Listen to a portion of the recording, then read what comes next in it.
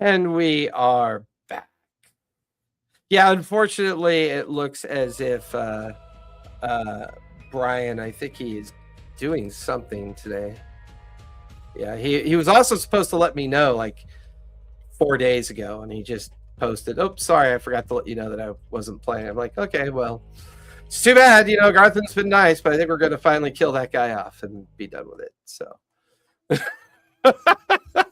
Well, after all, he did go in the hut by himself. I mean, I don't know what to tell you. Let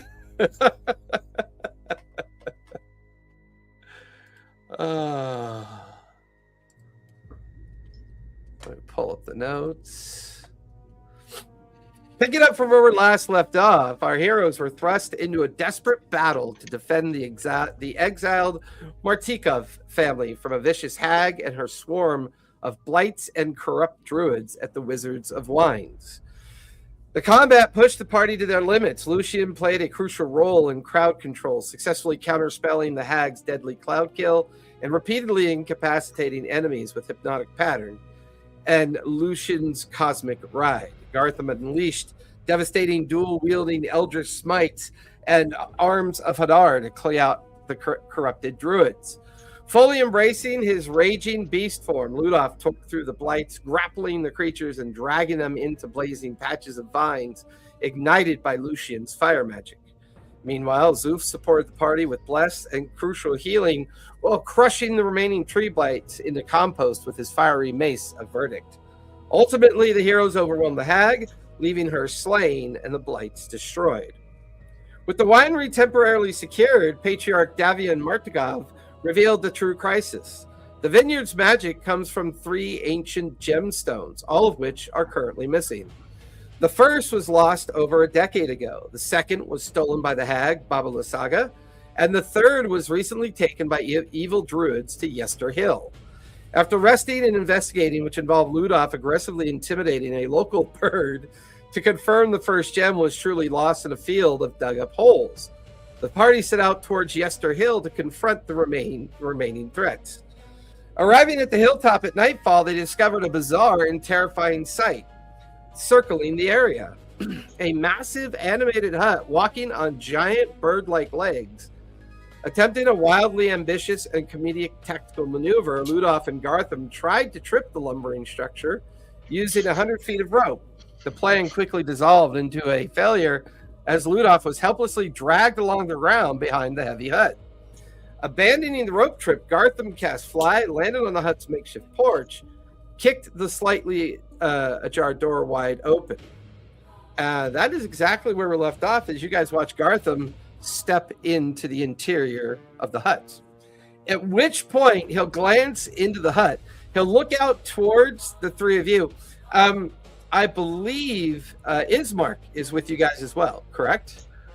Or did he stay at the winery? I think he stayed. Ismark, I don't think he came with us. No, he fought with you at the winery, but I think he stayed at the winery with the Martikov family to help them recover after the battle. So I think as far as the journey to the hag's hut, it's just the 4 of you. So I'll say Gartham steps back out from the interior of the hut, waves at the 3 of you to indicate that it's safe to approach the hut. You said that we'll jump up there, the Fae, onto the porch and look in there. Looking inside, she will see that Gartham is standing on the threshold entry of the hut. The hut itself is filled with a kind of menagerie of collections of trinkets, items, bestial creatures in desiccated form hanging from the interior beams of the hut. Cluttered shelves with skulls and bits and bobs of ornate jewelry, small statuary, small tchotchkes of strange collected items. A sense that all of this is cluttered with the collection of many different things. In the center of the hut itself, you can see sparse furniture that looks like it hasn't been used in a long time. You can also see a great iron box that makes up the center of the hut itself, this rather large centerpiece structure to the hut. Meanwhile, alongside where the structure is, like where the actual box is, you could see a crib. Inside the crib, you can see a strange child staring through the crib bars out towards what's your familiar's name again, Lucian? The changeling is Lucinda. Yeah, Lucinda, the changeling. Now she sits on the porch, like she's standing on the porch looking through the doorway. Gartham is holding the doorway open while she's looking inside. Other than the strange child in the crib, there doesn't appear to be anybody else inside the hut. Interesting. What would you guys like to do? Is the hut still moving? It is still slowly walking in a repetitive concentric circle. Let me see. How do I get up there? Can you misty step or anything, or fly? Or can Gartham drop down a rope? Now that he's on the porch, I would say that he would take he will double up a 50-foot section of rope, loop it over so that it drops the 20 feet down. So anyone that wants to attempt to climb up the rope to get onto the the porch of the hut can actually do that. I'll try to climb it. All right, Ludolf, go ahead and give me acrobatics or athletics as you climb it. You have an advantage because it's a rope prepared by Gartham. Okay. He's known for his knot work. Yes, he does lots of naughty things. That's a 14. 14. It's a bit of a struggle because it keeps moving, so you gotta sway a bit as it moves. But after a few moments, you're able to scale the rope and get on to the porch-like entrance of the hut. Huh. Was that a baby? You watch as the image of the child kind of turns and looks at you and smiles with a kind of like broken tooth smile. You then watch as its head kind of spins slowly 360 degrees and then gives you another smile, and then it turns its back towards you as if it's playing or doing something in the crib. That's a funny baby. Flexible. I've got a pet owl in my barn that can do that. Lucinda, Go ahead. with the back against the wall, still watching the crib in an inoffensive manner. Say that again because you cut out at the beginning. She will enter the doorway and move left with her back against the wall, but still looking at that crib. Got you.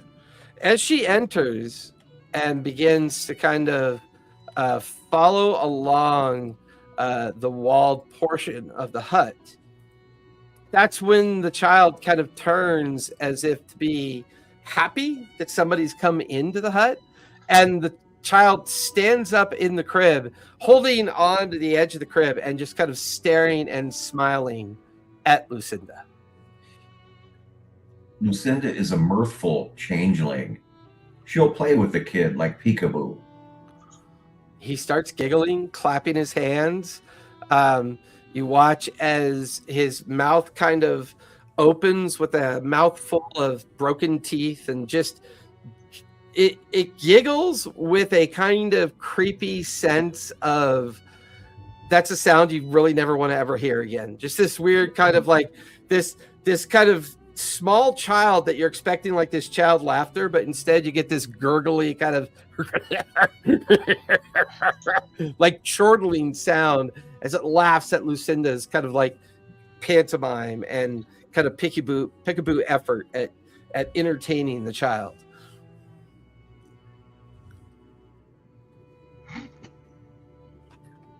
So Ludolf, you're now on the porch entry. Gartham's near the door. Lucian and Zoof are still down below at this point, and Lucinda is kind of in the hut, kind of making her way along the edge. Is there something that Lucinda's trying to focus on? We entered the hut to find a gem, didn't we? Originally, yeah, the thought was that maybe the gem is being used to animate the hut. It's a matter of trying to locate and find it. Well, she'll search around. Okay. Have her give me an investigation check, if you would.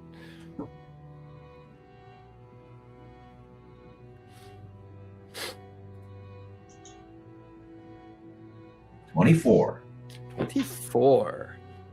Investigating the hut, she notices two things. One, she gets a little too close to the crib, and she inadvertently bumps into the crib. The child reaches out for Lucinda, but the child's hand goes through Lucinda quite harmlessly, as Lucinda recognizes the child is nothing more than an illusion, probably designed to scare people off from coming into the hut itself. Lucinda also realizes that the hag that was killed back at the winery was probably the hag that would have populated or lived inside this hut. She approaches the chest. The chest appears to be the most obvious, or maybe the most suggestible space that maybe the gem is being hid, because she doesn't see it anywhere else.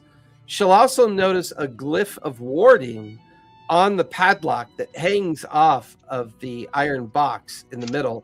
Looking to protect it with an arcane trap, there must be something inside of value at this point. What kind of arcane trap is it, can you tell? Give me an Arcana check.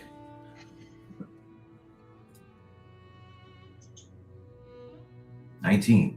19. The glyph of warding looks to be a thunder damage spell. That if anyone tries to open this without dispelling that glyph, a very painful and intense wave of thunder not only would echo out from the chest, but possibly destroy the hut at the same time. Okay. I don't Speaking have... of spells I can't cast. Does How- the chest how look would you- heavy? How would you dispel this thing? Dispel magic? Based on that Arcana check, probably would be the best way to do it. Say that again, Ludolf. Does the chest look heavy? The chest almost looks like it might be bolted to the floor, possibly. Oh. You're not just going to. So Zoof is curious, and so he'll make an attempt to climb the rope. And he's a bit, and it's curiosity, but also a concern for Ludolf. Give me a athletics or acrobatics check, if you would, please. Let's do athletics. I'll assist him. I'll lean over the edge and try to pull him up when he gets in. So Okay, you have advantage. It's at 24. 54, easily pulling the massive form of Zoof up onto the porch. Now on the walkway porch, you can see where Gartham's at the entrance. Lucinda is examining the center of the hut. Ludolf is near the entrance, and you're on the kind of walkway entrance as well, Zoof. And you can see inside the hut now. Everything that was described to Lucinda, you can now see as well. Nocturne the cat will be on guard duty, just watching the area. Have Nocturne give me a perception check, if you would, please.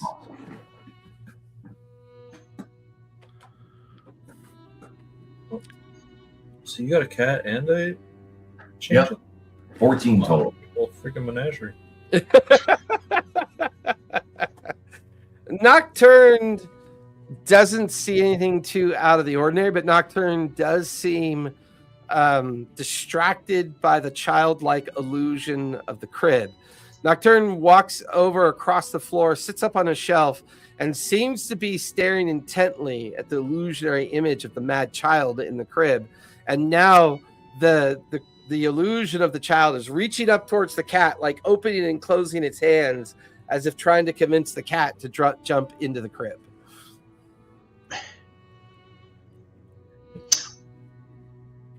I was interested in doing either an investigation or perception check for any sort of books and scrolls where I might come across dispel magic because I don't have that power. You can either give me investigation or arcana check. Oh, each I get. Well, I only get scent advantage on stuff I'm trying to smell. It probably not great smells on. It smells like swamp ass and hag and rot and desiccating and rotting, organic matter. It smells like your great grandmother's, nursing bedroom. How it just smells like multi-generational of existence, and the whole place, or what a scroll would smell like in there. The whole place, pretty much. So I mean, I would say Zoof's going to struggle relying on the scent to smell. I got a 5. Yeah, the items here seem to be collections of things that the hag has killed, things that would be gifted to druid followers, components and materials that be used to create blights, a sense that there could still be more of these druids out there, and that they followed her. She cultivated their power for some reason or purpose. Probably the only thing that you would see that strikes you of interest is a very crudely drawn up map on one of the tables in her hut, and it is a pretty decent map of the place that's called Yester Hill, the Wizard of Wines, and the kind of like valley-like area that these things are located in. It even does a good job of identifying the pathway that leads up to the peaks that contain the druidic circle and ruins of Yester Hill. You get the feeling that this might be the last location of the remains of the druids, since you guys did do away with the bulk of the druids, if not all of the druids, that participated in the attack on the Wizard of Wines. Oh. Is there anything written in Druidic or anything I might recognize, like specifically for using my Druid abilities? Your Druid background, you can give me nature or survival, Ludolf. Okay.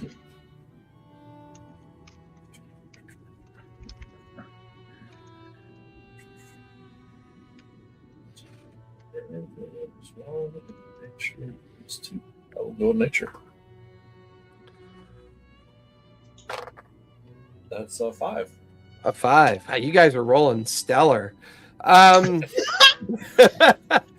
There's a lot of symbolism and kind of druid craft items, almost like a witchcraft kind of look of things, like things that would look like a dream catcher, things that would look like little kind of natural totems. You're not really sure what they mean. This is not a kind of druid magic that you're familiar with. You're seeing symbols of druidic power, but you're having a hard time understanding what they mean. So I definitely take the map. Okay. And then I go to the doorway, the threshold entryway to the hut. Lucian, should you have anything to dispel magic, it would handle this ward excellently, so that we don't end up ejecting ourselves through thunder. Magic. Could be painful. Could be painful. It's beneath him normally. To remove a glyph would be beneath. Well, it's a spell that he keeps rolled up in like his bubblegum wrapper, and he has to unwrap the bubblegum wrapper and read it because he hasn't used dispel magic for like 400 years.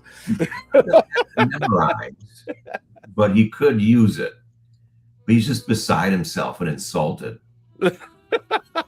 Is there even room up there with an elephant on a porch? I mean, Zoof is sizable, but you could always squeeze by and head right into the hut. Can Lucinda do it? She kind of is a bit like you're familiar. We kind of came up with that mechanic. Yeah. I would say that you're close enough that you can cast spells through her form. All right.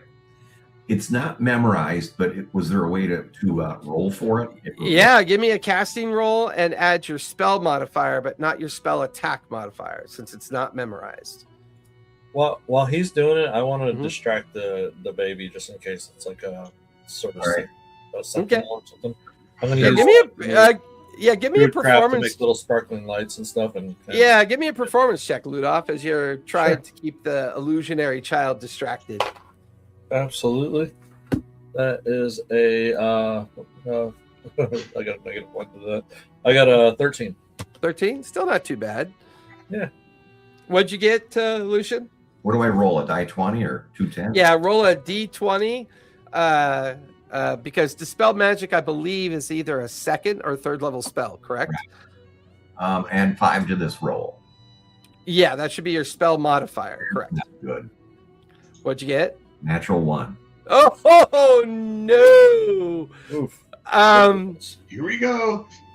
As you guys watch Lucinda, Lucian's both familiar and changeling companion, begin to focus Lucian's magic through her own form, there's literally, like, you know how when a fuse starts to light and gets all sparkly and then suddenly it just dies? You just watch as her magic forms and then it just collapses underneath. And then Lucinda realizes she cannot cast magic until her next long rest. All right. Thanks. Lucian just kind of turns away. But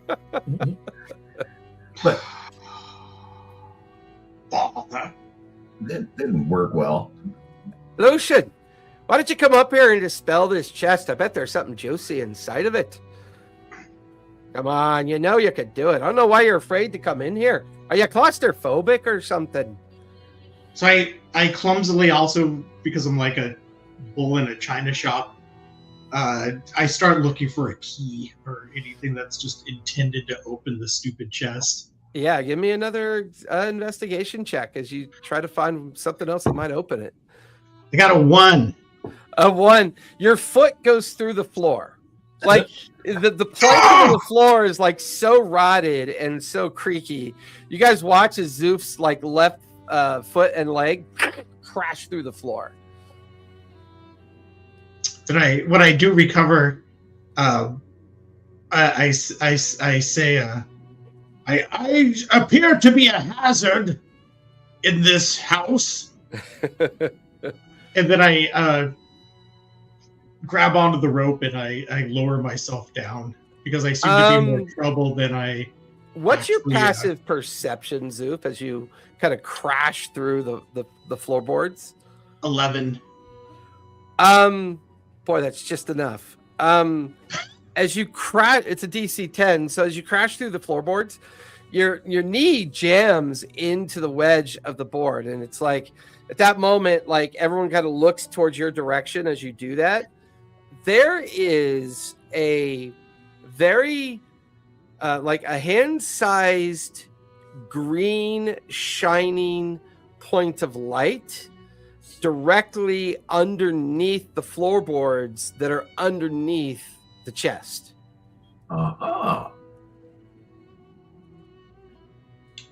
You want to pick it up? If I'm able to extricate my knee from the hole, I'll get back on the floor, but on all fours and examine the light. There. Yeah. So give me a strength check as you try to pull your leg up and center yourself over the floorboards. Strength check. 14. Yeah, sure enough, embedded into a metal kind of bracket or something designed to hold it, you could see a green, shiny gem that is pulsing with a very subtle hint of magic.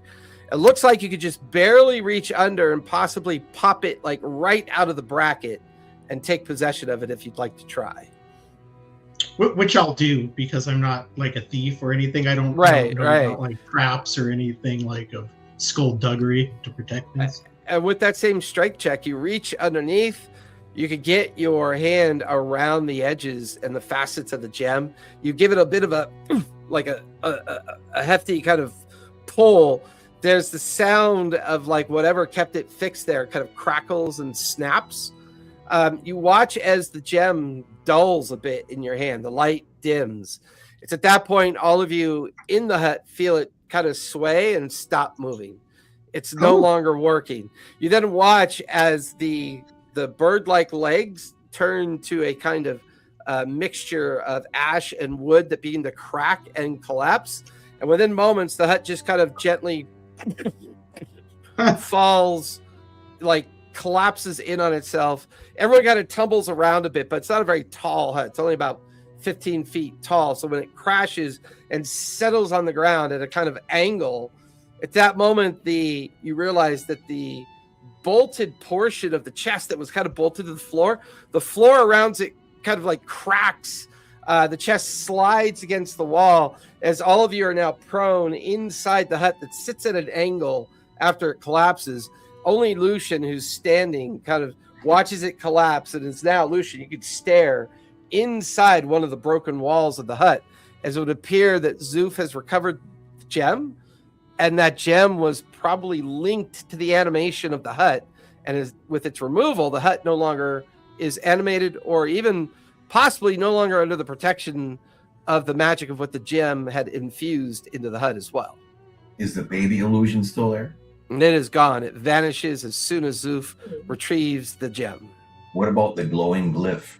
The glyph is gone as well. All the magic that was tethered or tied to the prominence of the hut has now all dissipated with the removal of the gem. Well, no, I'm going to go ahead and open the chest. It is still the guy who wasn't good enough to come up and dispel the magic. Like Lucian's like, okay, this is easy now. Lucian starts to crawl into the destroyed hut, like heading for the chest. Zoof's big old body gets in the way. His trunk kind of comes up and does this thing. You've had your opportunity. And then I open the chest. It's still probably locked. Blow ourselves up. Oh, I will take my maul and slam the lock off it. Yeah, give me an attack roll with your maul. Attack roll with my maul. It's a 16. Nice. As you hit the lock and you watch the lock shatter, you reach over, flip open the lid. The first thing you see are 4 kind of desiccated and severed hands come crawling out of the interior of the box and begin to scatter through the interior of the hut. However, spilling out, there is a pile of coins. You notice 5 large gemstones that spill out as well. There's a spell scroll and then another spell scroll. There's also a strange kind of vial of oil inside the chest as well. Can I grab one of the hands? Give me a sleight of hand if you you can either give me sleight of hand or athletics to try to grab one of the hands. I think I'll go for athletics. I'm like chasing after it like a dog chasing a toy. That is a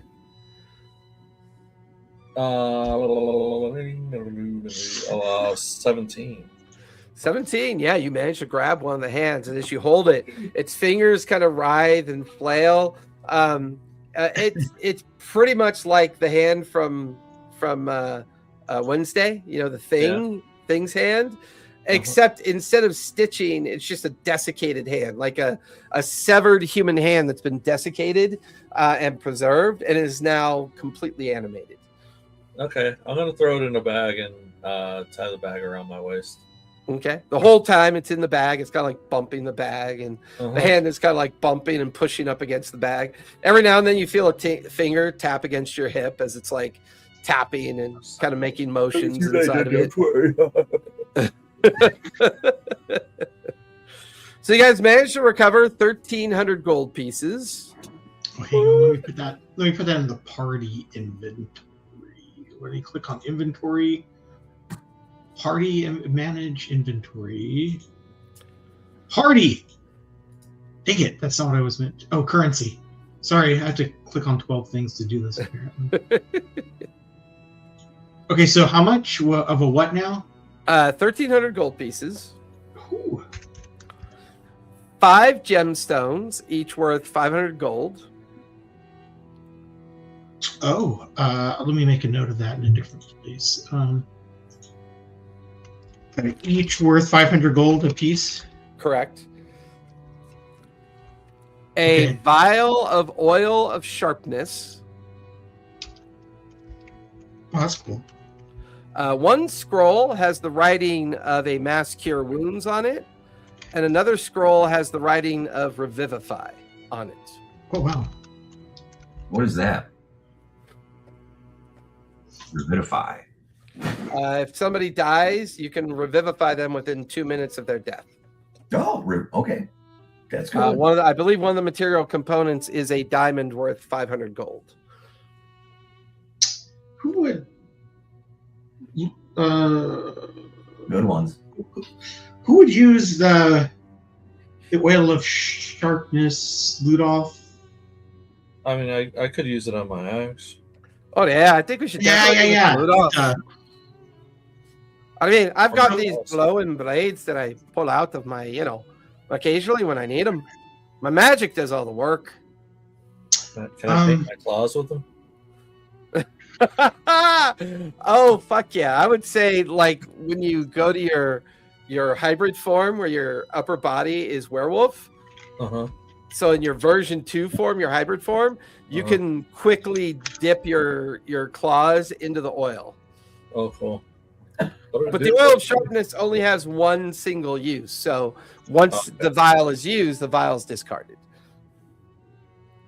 Put it next to my potion of strength that I have. Okay. I'm Legit trying to get potion. the scroll to show up in inventory. Cure wounds, mass cure wounds.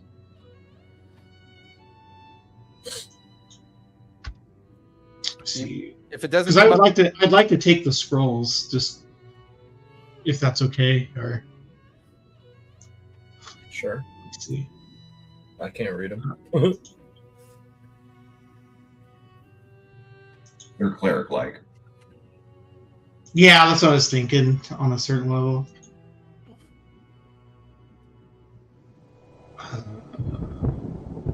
don't know if it doesn't have specific mass cure wounds, I don't think. yeah, you may have to use notes for that.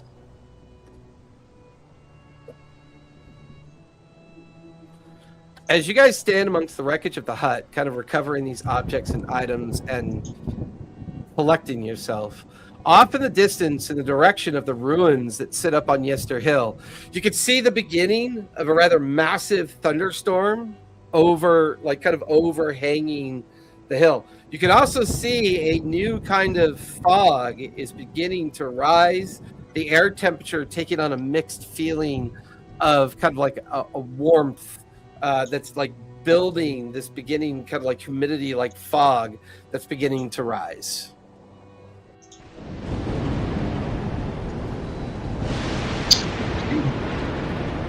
I should have this.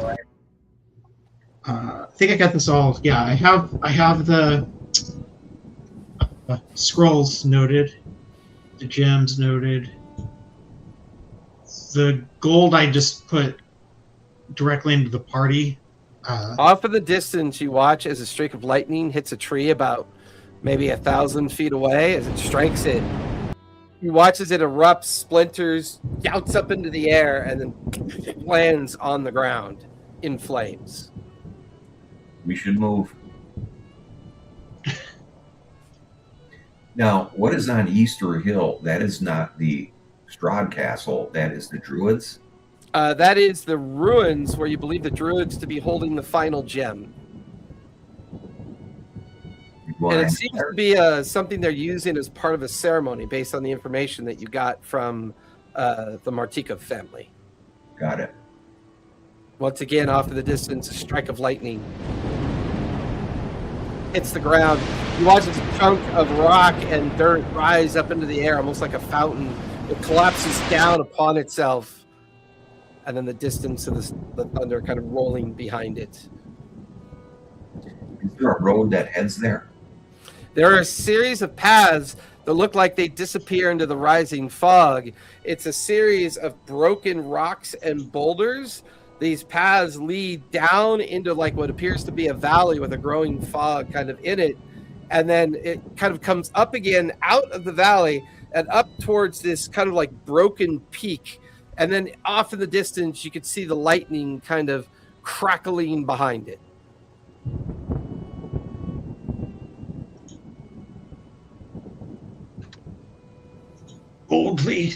I start boldly striding towards the hill. Gartham starts to follow you as well. Off in the distance, yet again, another bolt of lightning hitting the ground. It's a little bit closer now since you're kind of going in that direction. As it hits the ground, strikes into another tree that explodes off in the distance, and then followed by the thunder kind of rolling after it strikes the ground.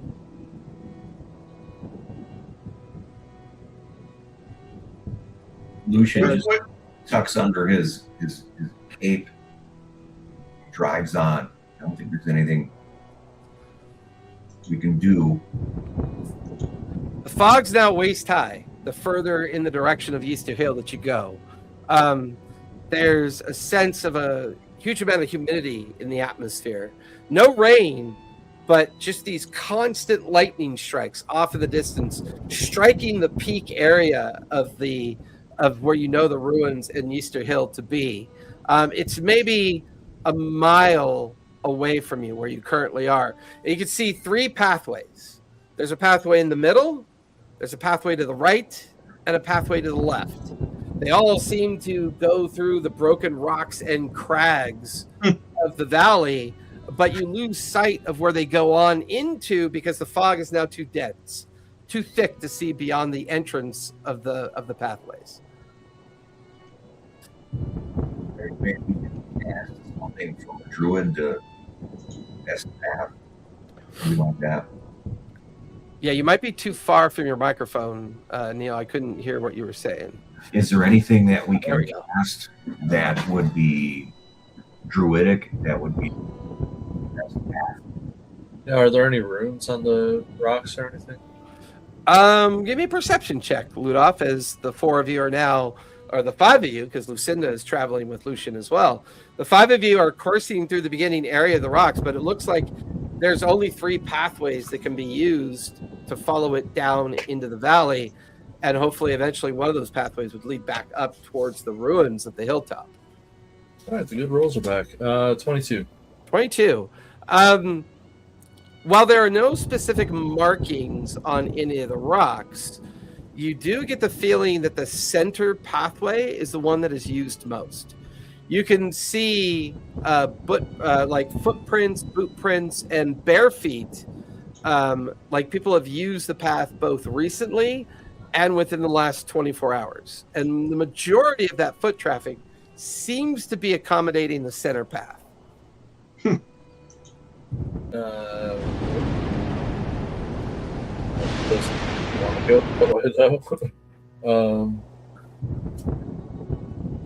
Yeah, I'll relay that information.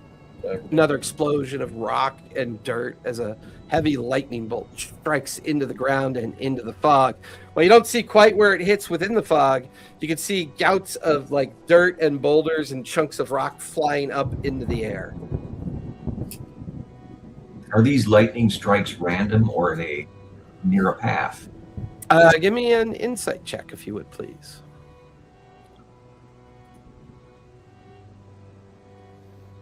16. They feel random. The ones that are consistent are the ones that are striking the very hilltop itself off in the distance, but the occasional strike down into the fog kind of consumed valley appear to be random. Right.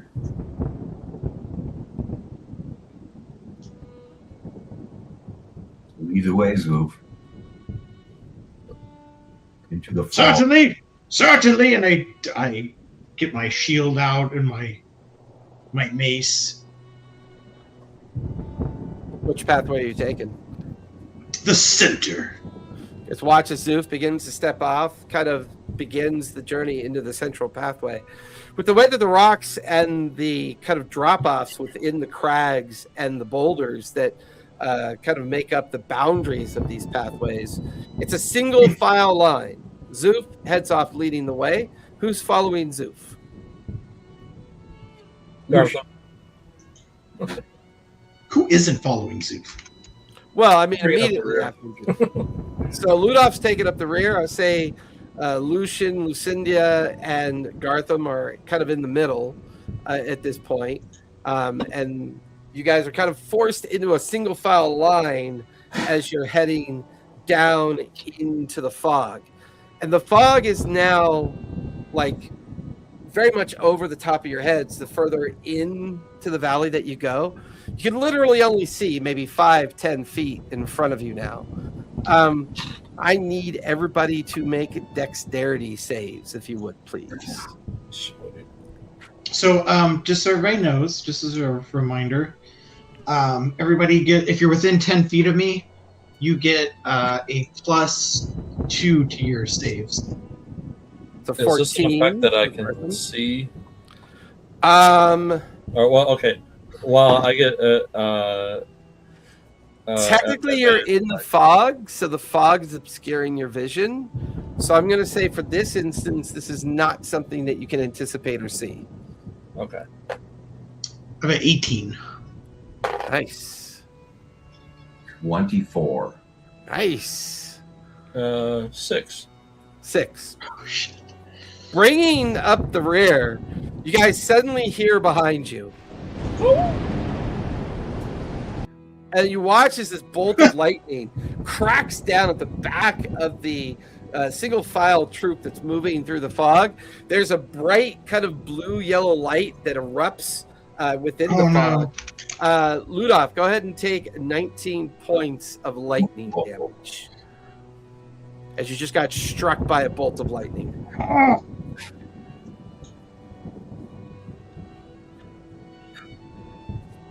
Horrible. Green hair.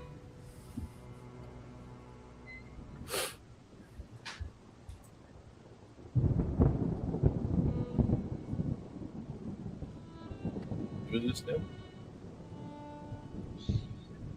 Who did we lose? It looks like Lucian? Oh, he might be using the bathroom or something. Oh. All right. Yeah, I jump up and I start running ahead. Since I'm sure my hair might be. Would we want the smell of burnt hair up ahead of us coming downwind? I'm not sure.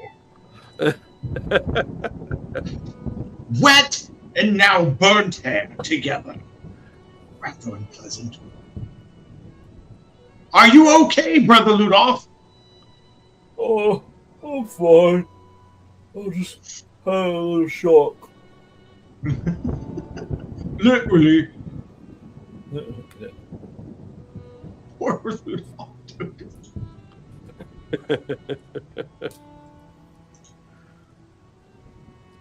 So as you guys continue on into the fog, the distance nearby, you yet hear again.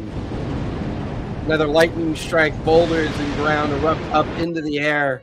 The distant thunder kind of boiling after the strike. You can tell that you're getting closer. The pathway shows signs that other people have come through here. You're getting closer. You feel like you're about halfway there. I need fresh dexterity saves from everybody, please. +2 because you're near Zoof. 19. Jesus. Okay. 19. I got a 10. Both Gartham and Ludolf, you hear Gartham and Ludolf yell and scream as suddenly bolt of lightning slamming down in between the two of them, the distant thunder rolling after it strikes. Ludolf going off in one direction, Gartham going off in the other direction, as each one of you takes 18 points of lightning damage. Ow. Ow. Fucking Well, hell. this sucks. I'm not really sure where the fuck we're going, but something up there keeps shocking the shit out of me. Ludolf, I gotta tell you, the smell of burnt hair is kind of off-putting. You're a bit charcoaled, my friend. Maybe a bit of a healing on him, Zoof, just in case. Well, I'm definitely bloodied. Yes, very charred. All right, let me Might lay on. Identify spell sooner than you thought. Lay on hands. How so you've taken what? 38? Yeah. 30. I could pump 36. 30 back. I could pump 30 back into you. Can you use Lay a on different hands? nomenclature than pumping it back into me? It's lay on hands. Sorry, don't be worried. Oh, thank you. I appreciate that. You're like, can we make this PG-13? I start the prayer and I place a hand on your forehead and one on your upper chest here. So you probably can't make too dirty of a joke about it, and restore 30 of your hit points.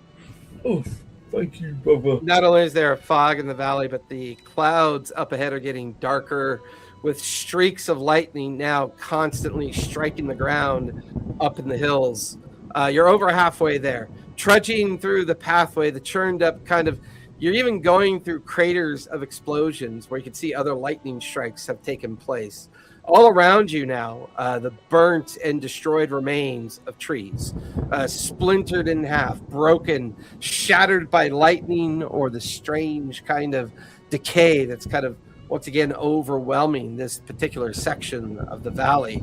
Now on the winds, you can hear chanting, a kind of voice or a series of voices that seem to be saying words, singing words.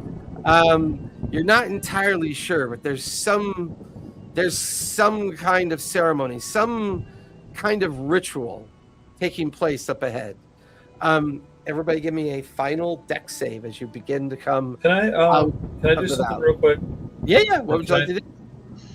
Probably should have thought of this earlier. Maybe it'll work. I'm going to want to use Druidcraft, the weather sense, to create a tiny, harmless sensory effect that predicts what the weather will be in my location.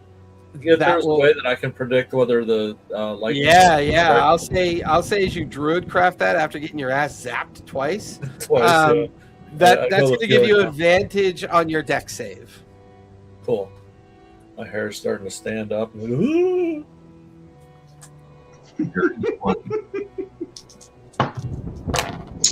23. Oh God. Okay.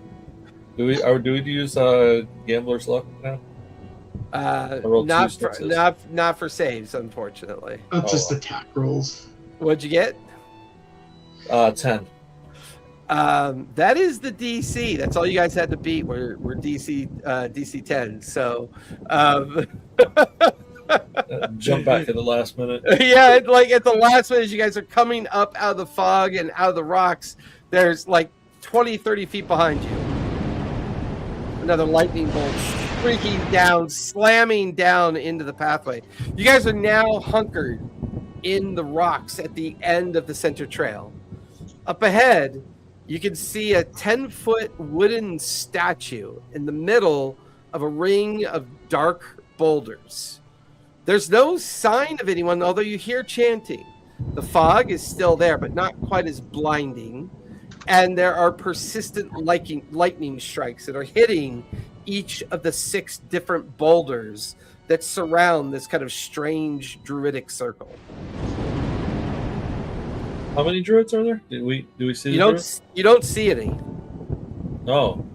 You just hear them. Like you can hear their voices on the wind or kind of rolling through the thunder, and these kind of like very pinpoint, accurate thunder strike or lightning strikes hitting these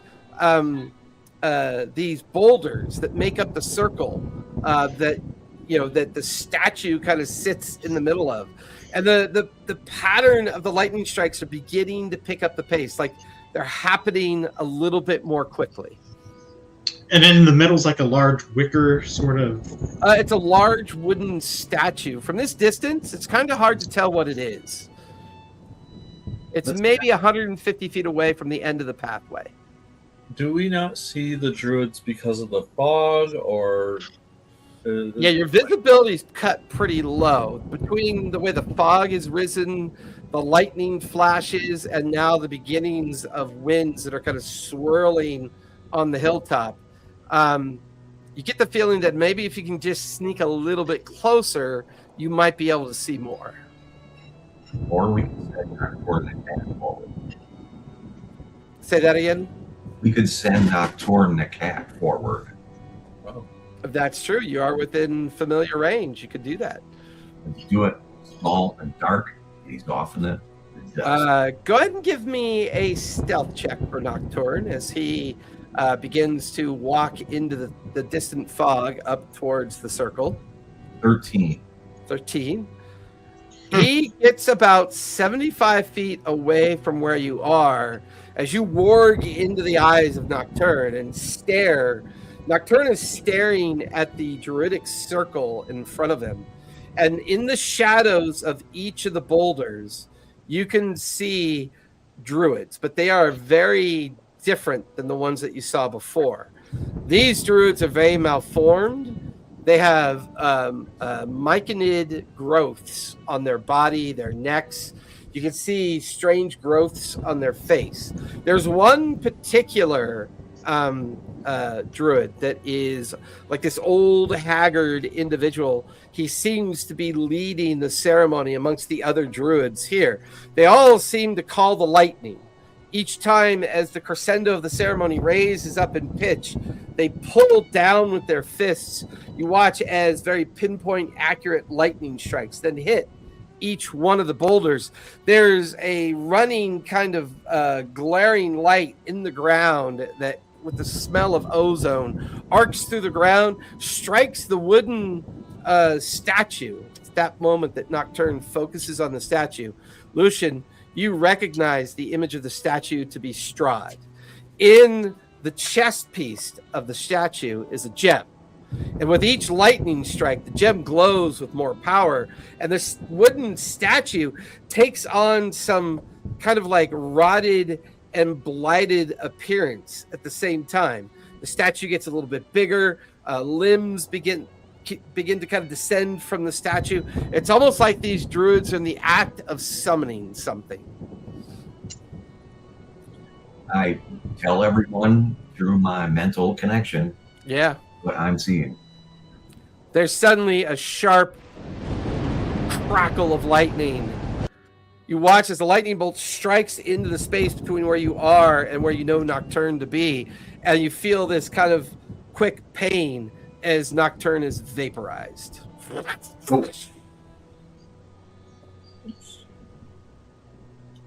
How many druids were there besides the one boss mutant? There were 6 druids that seemed to be kind of spore-like in appearance, and then the 7th druid being the one that was like leading the ceremony.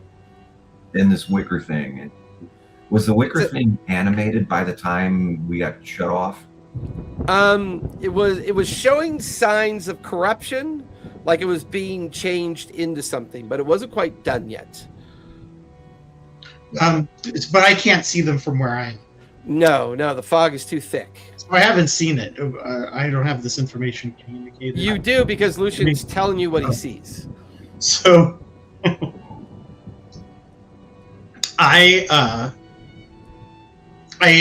stow my mace and I put my shield in front of me like this, and I just run at a full-out sprint towards where I think the body of druids are. Especially that 7th one that's like the head druid. Yeah, you guys are going to get a surprise round, but for now, let's go ahead and roll for initiative so I can put you in order. Ah, yes! I'm not rolling for initiative unless it's a 4. Son of a bitch. We get the +2 also. No, Well, this is initiative, not saved. Okay. Yeah. 17.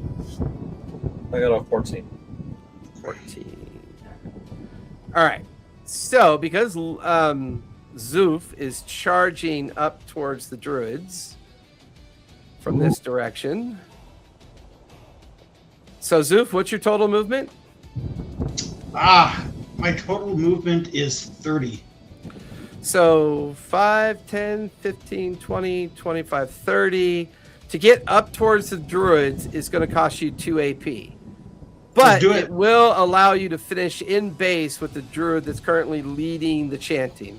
You have 2 AP left. Oh, so I have 2 AP left. Okay. Yep. Be sure to put your initiative in your name so I can sort you out.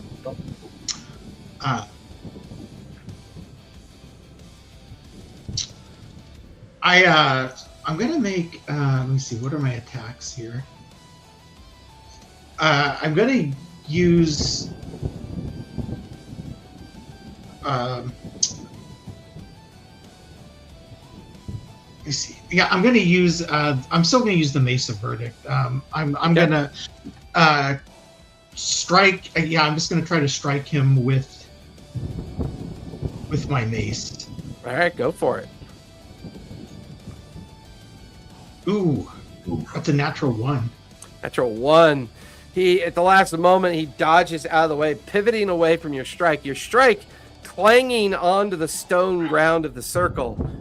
Give me a strength save to see if you can hold on to your mace. That's also a 1. The mace ricochets out of your hand as it sends a shock like up into your elbow.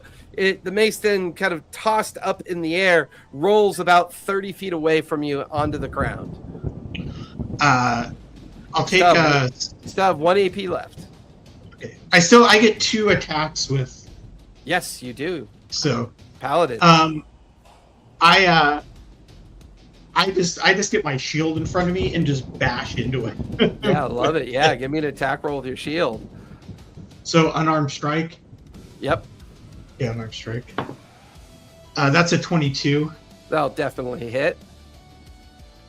And that's a flat 4 damage according 4 to points of D&D, damage. Yeah. There's no dice roll on it. Yeah, as you slam that into him, Gartham, taking advantage of what you just did, Gartham is going to spend 2 AP to get into position as well.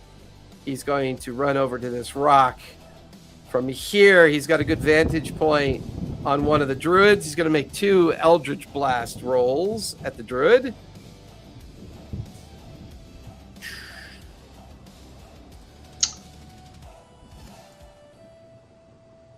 So I still have 1 AP left, though.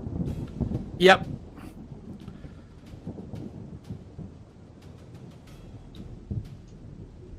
All right, both of those will hit. And then he's going to do 2 more. I'll miss. I'll hit. You watch as when Gartham goes running over to that mound, quickly leaps up onto it, sets off a round of Eldritch Blast towards the druid in front of him and just beyond him. Go ahead and use your last AP, Zoof. So I'm going to still focus on the guy in front of me. Okay. But I'll roll 2 attacks with, I guess it would be with disadvantage, correct? Yep, unfortunately, because they're concurrent. Yeah. So I'm going to move my shield back onto my back, take out my maul. Yeah, go for it. Try and whack him. Look at my maul. Oh, hang on. Let me do some clicking here. I have to click on my maul to get that 2 out. You know when you gotta click on things so they show up in D&D Beyond? Oh, yeah. Alright, so disadvantage. That'd be an 11 on the That'll first miss, strike. Unfortunately. Second strike, 13. Oh, no, 13. 13 is going to miss as will. Okay. That That's will the end finish of my Zoof's turn. Gartham already did his turn. Either Lucian or Ludolf can go next, since you guys have a free round. Lucian can go. Go for it. Lucian's Cosmic Ride. You can get 3 of them on the right side that haven't been hit yet. What's the range on that? 60. 60? You're over 60 feet away. You need to get closer. All right, move 30 feet forward to the right. Okay. That's 1 AP to get right there. That puts the druid that Zoof is in range with, or in base with in range, and then the druid that Gartham took a couple shots at as well. Okay, let's hit both of those and then one to the back. It's going to rip, it's going to be a current that goes with 3 of them. Gotcha. So we'll say this one, turn on my light effect here. So this one, this one, and this one. All right? Yeah, that's all good. So then it is, you have to save at a dex 16. And all 3 of them have to save? I have to roll to hit. Oh, you have to roll to hit. Yeah, so the first one. Okay. Here we go. 26. Nice. 26 will definitely hit, which means the other 2 now have to make dex saves, correct? Because it chains off the first one. I think when they get hit individually, though, they save. Because if you save, you're not. Yeah, I'm not very familiar with the spell. What's the spell called again? Lucian's Cosmic Ride. So the first failure takes damage. 4d8 of lightning damage initially. All right, it's not coming up for me.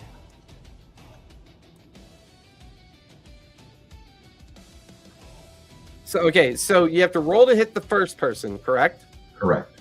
All right, and that does damage to the first person. Correct. 4d8. Okay, and then what happens to the other 2? Well, it's another attack to those other 2. So there's no, because you said something about a dex save. Correct. You failed the dex. Did you fail or pass the dex save? Well, normally they don't work side by side. Normally, if the spell is a ranged spell hit, then hitting them just does damage. Otherwise, the spell itself has a save that determines if they fail or succeed. The save was for incapacitation. Gotcha. Okay. And that's a dex save, correct? Correct. All right. The first one's going to save. That's a 15 plus 3 is an 18. All right. Go ahead and roll damage, though.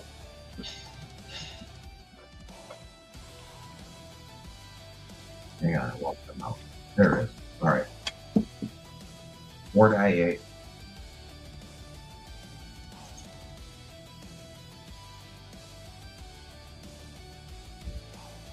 Damage of 20. 20 points, and he is not incapacitated. Now I have to roll for the other 2, correct? Correct. So I should roll to hit. Well, does the spell allow you to target up to 3 individuals? Is that the point of the spell? Right. And it goes Gotcha. from the other. Okay. So the other 2 you can roll to hit at the same time then. All right. 18 to hit, and the second one is a 18 to hit, 2 18s. Nice. Both will fail. So the other 2 are now incapacitated. Correct. And they take damage. Yeah, go for it.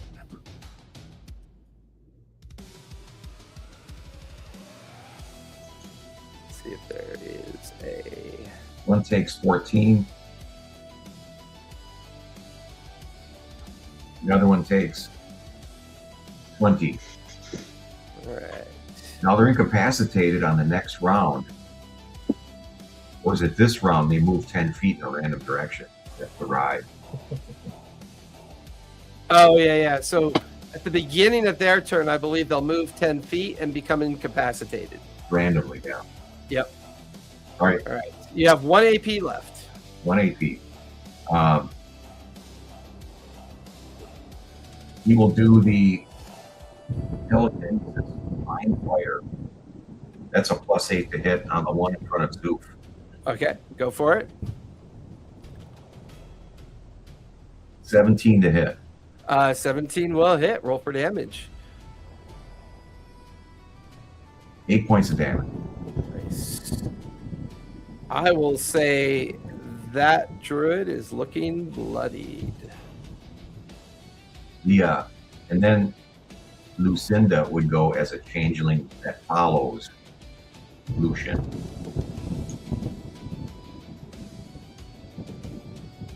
Did she make it all the way up into the circle? Yeah, I'd say 2 AP to get it up into the circle. And now she has 2 AP left. Attacks the one in front of Zoof. So get in the base with the one with Zoof. Go ahead and make your attack. Okay.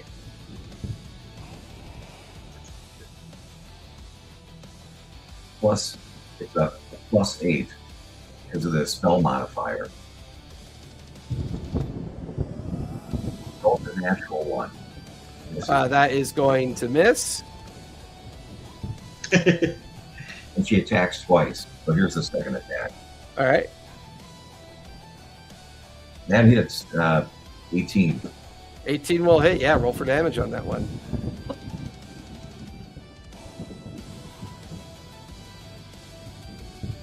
$11 points total. 1 point.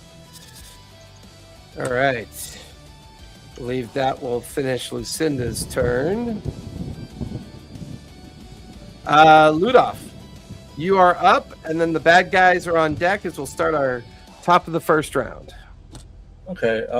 I have 40 feet of movement. Can I reach the one on the left with 1 AP, or is it going to take 2?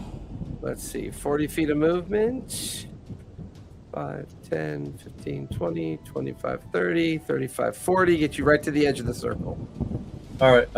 Then I will use another AP to leap up there, and as I get into base with them, I'm going to reach into my bag and I'm going to throw that hand at one of the other druids.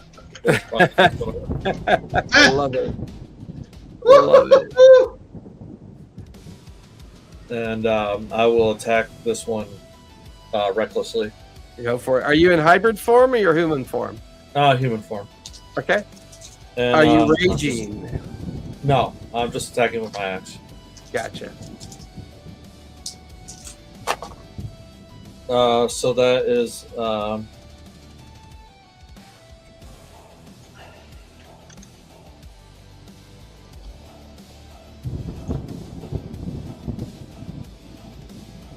that is a 21 to hit.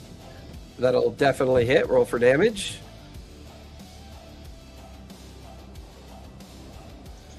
That is 11 points of damage. Nice. And for my second attack, that is a 22 to hit. That'll hit. 9 points of damage. 9 points of damage. You got 1 AP left. No, I used an AP to throw the hand, and used an AP. I'll say the hand is a free action. Oh, cool. That was just a cool thing to do. All right. Then I will use my last AP to shift, which will give me a free bite attack. Yeah, go for it. Your partial form or your full form? Partial. Okay. So that's a nat 20. Nice. That's a That D6. is max. So max your damage and then roll it again. So that's 12 points of damage, and he's grappled. 12 points of damage and he's grappled. All right, let me swap out your models. Okay. All right, so you're now in your hybrid form. This guy is now grappled. I'm also going to indicate that he is currently bloodied as well. Nice juicy mushroom steak. All right, that'll finish Ludolf's turn, which means we are now in initiative order. I rolled a 19 for the bad guys. This guy is going to... he cannot move randomly because he is grappled, so his move is 0. This one is going to move this way 10 feet and then be incapacitated. This one is going to pivot towards Ludolf. It's going to create a bloom of necrotic energy that strikes out from his staff, slamming into Ludolf. Ludolf, give me a con save, if you would, please. will do. Am I close enough to get the +2, or it's got to be within 5 feet, right? Yeah, you're too far away from Zoof. Alrighty. That one. So That I got one. 6 together. The bloom of necrotic energy slams into you. It's filled with insects and other blighted creatures that kind of pinch, bite, and drive themselves into your flesh as you take 8 points of necrotic damage. Gross. And that same druid is going to attempt going to do the same to Gartham. So Gartham has to make a con save, which will fail. Gartham will take 10 points of damage. All right. That druid is done. Incapacitated. This one is going to see the leaders in trouble. He's going to move up next to the wooden statue. He's then going to point his staff at Lucinda. Lucinda, give me a dex save, if you would, please. All right.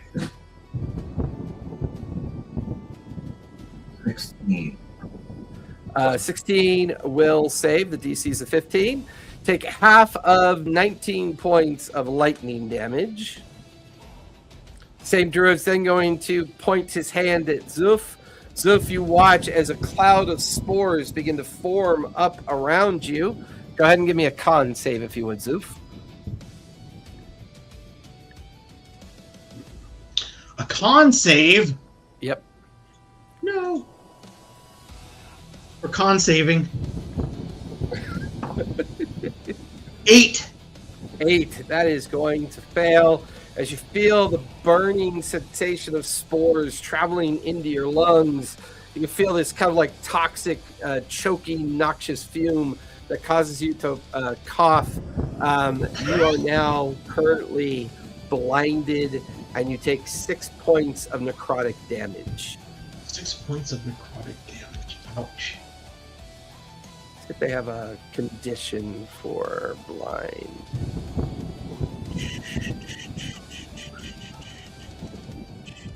I will use. You gotta love when you have a +6 to Constitution and you roll a 2. Yeah, right.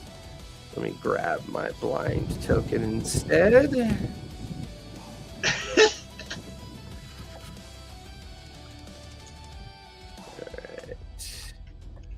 So you're now blinded until the end of your next, or you're blinded until the beginning of the bad guy's next turn. Okay. All right. This guy has not gone yet. He is going to see Ludolf and Gartham as well. He is going to cast lightning at Ludolf. Ludolf, give me a dex save, if you would, please. Will do. And you can see this coming, so I suspect you get advantage on that. Nice.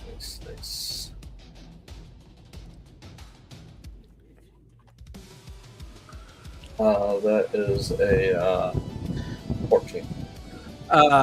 14 is just going to miss. That's going to be 16 points of lightning damage. Then he's going to shift over to Gartham, and he's going to do the same thing to Gartham. A lightning spell from his staff. Another dex save. That is going to fail. He will take 10 points of lightning damage. Gartham is now bloodied.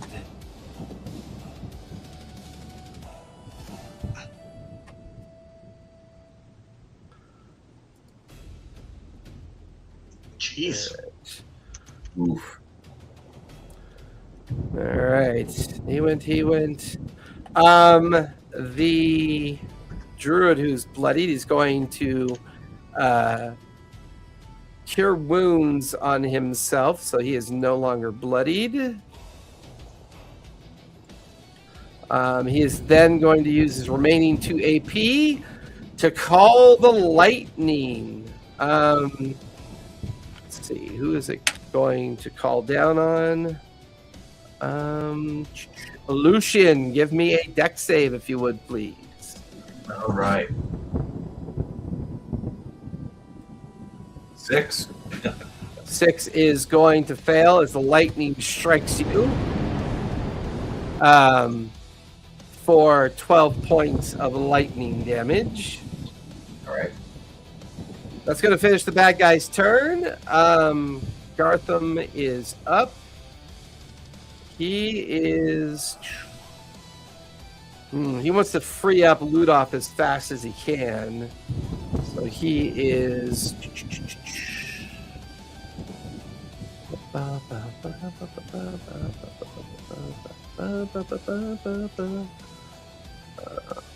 he is going to, of course, do Eldritch Blast. 1 will hit. Then he's going to do Eldritch Blast on this guy. And 1 will hit. Ludolf, the one you're in base with, will drop to the ground dead. This one is now bloodied.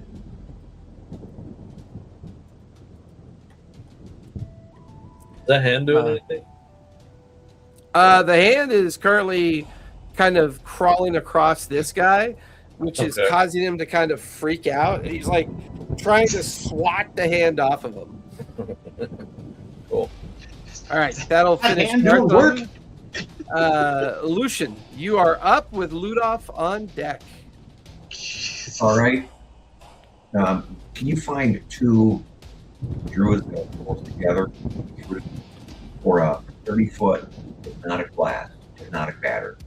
I would say, is it a 30-foot radius? Let's see. It's a 30-foot cube. 30-foot cube. You could definitely try to get these 3 right here. All right. Hypnotic pattern is cast. What's the save? Wisdom 16. Ooh, they're pretty wise. Yeah. Druids and all. That is going to be a 19, a 12, and a 14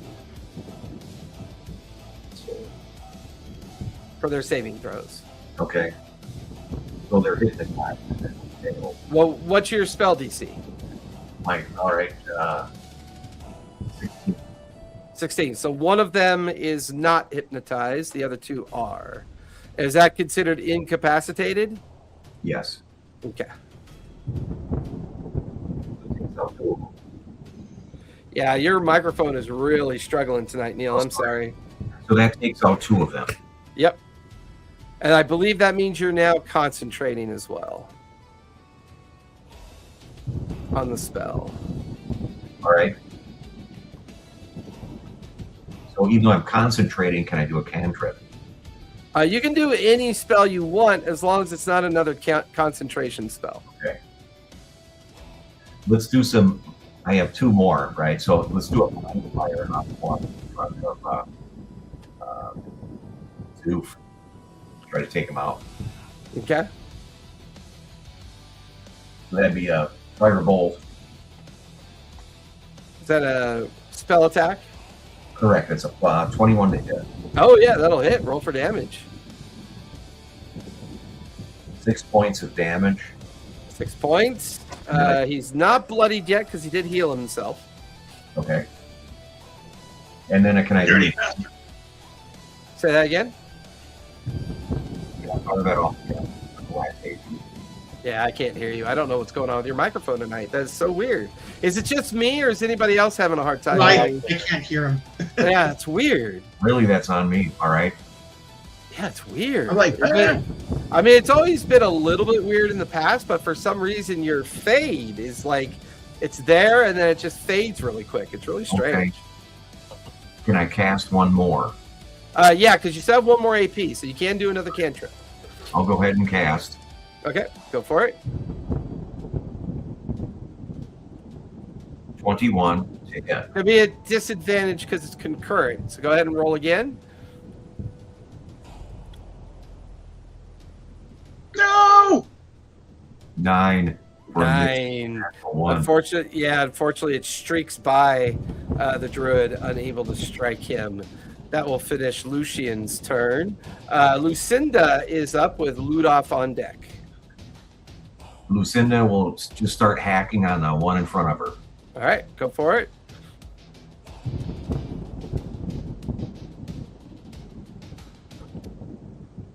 $920 plus 8. There we go. And she has 2 attacks per AP. So Yep. Yeah, Go for it.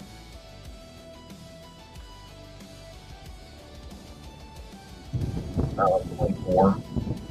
24 will hit. Roll for damage. Dice 3. So 9 points of damage. Nice. He is almost back to being bloodied again. Roll to hit here. Just, 18 to hit. 18 will hit.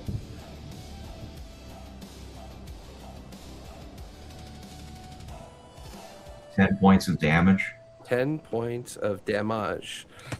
He is back to being bloodied. You have 3 AP left. So I have 3 AP left. 2 or 3? 3, I believe. 3. She attacks twice per round with her base sword. Right, so you have 3 AP left. Gotcha. Now you can spend 2 AP to take 2 more regular strikes at the guy if you'd like. Otherwise, it's going to be a disadvantage. If you keep hacking, it's a disadvantage. Correct, because it's considered concurrent attacks. Well, let's just keep doing it. Do you want to do it regular, or do you want to spend 2 AP to take 2 regular attacks? I'll spend the 2 AP to do regular. All right, yeah, go for it. Take 2 more attacks. All right, let's do this again. 20. Natural 20. Nice. Go ahead and max the die and roll them again. So that would be 12 plus 3, and then you get this one.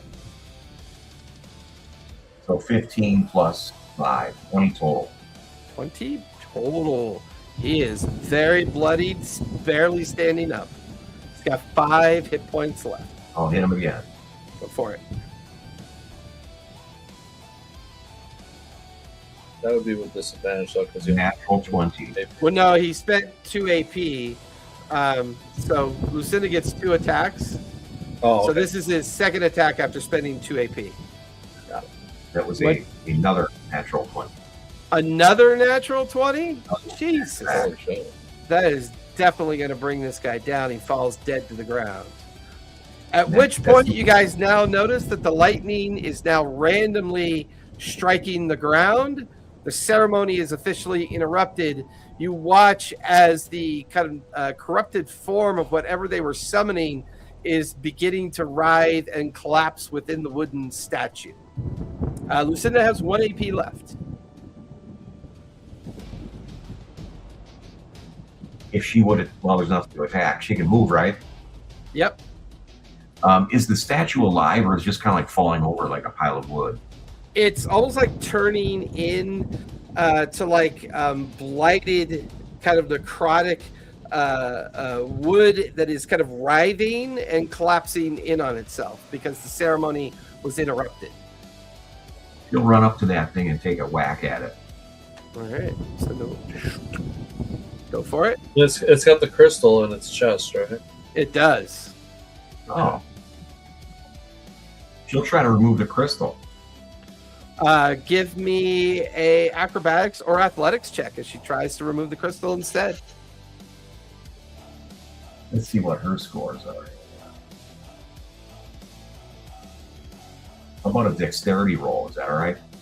Because she's a Yeah, you can do a dex check. That's fine. right.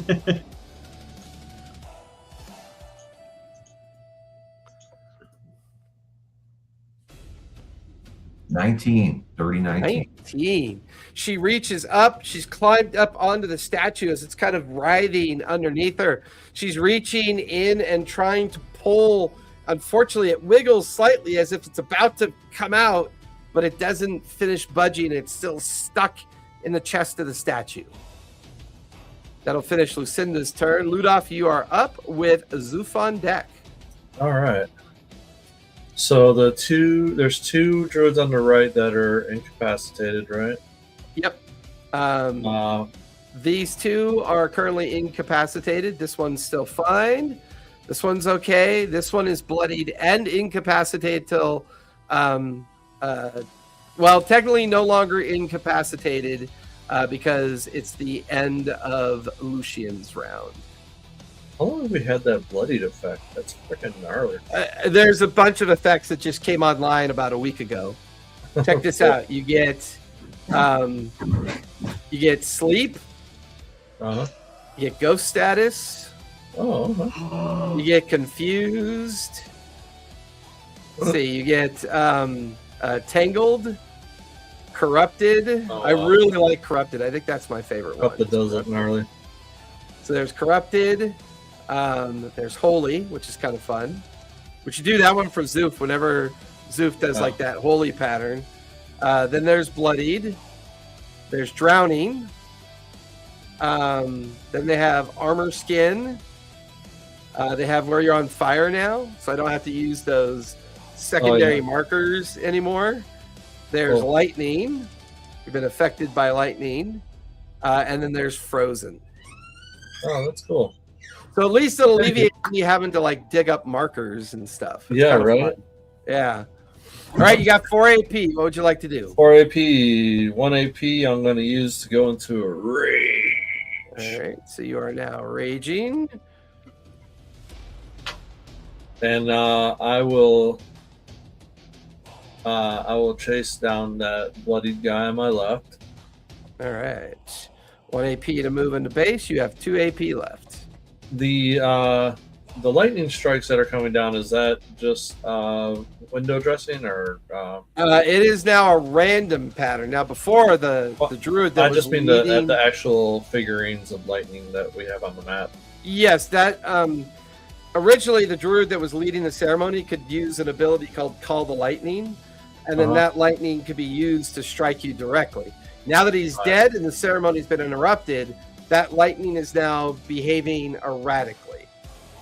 So would I be able to push him into that? Absolutely, you can certainly try. Okay. All right. So 1 AP to move, 1 AP to rage.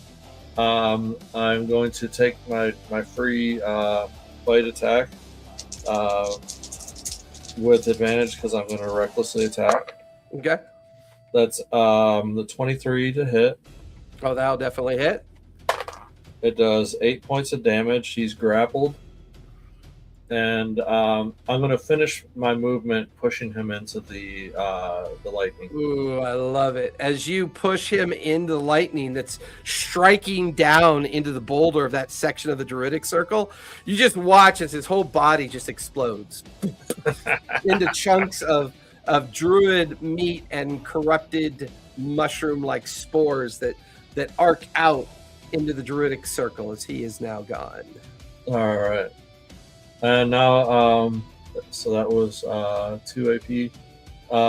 3 AP for my third. I'm going to move over to the other guy. Okay. Unless I still have movement left over. Do I still have movement left over? Yeah, I would say you have enough feet to get in the base. Okay.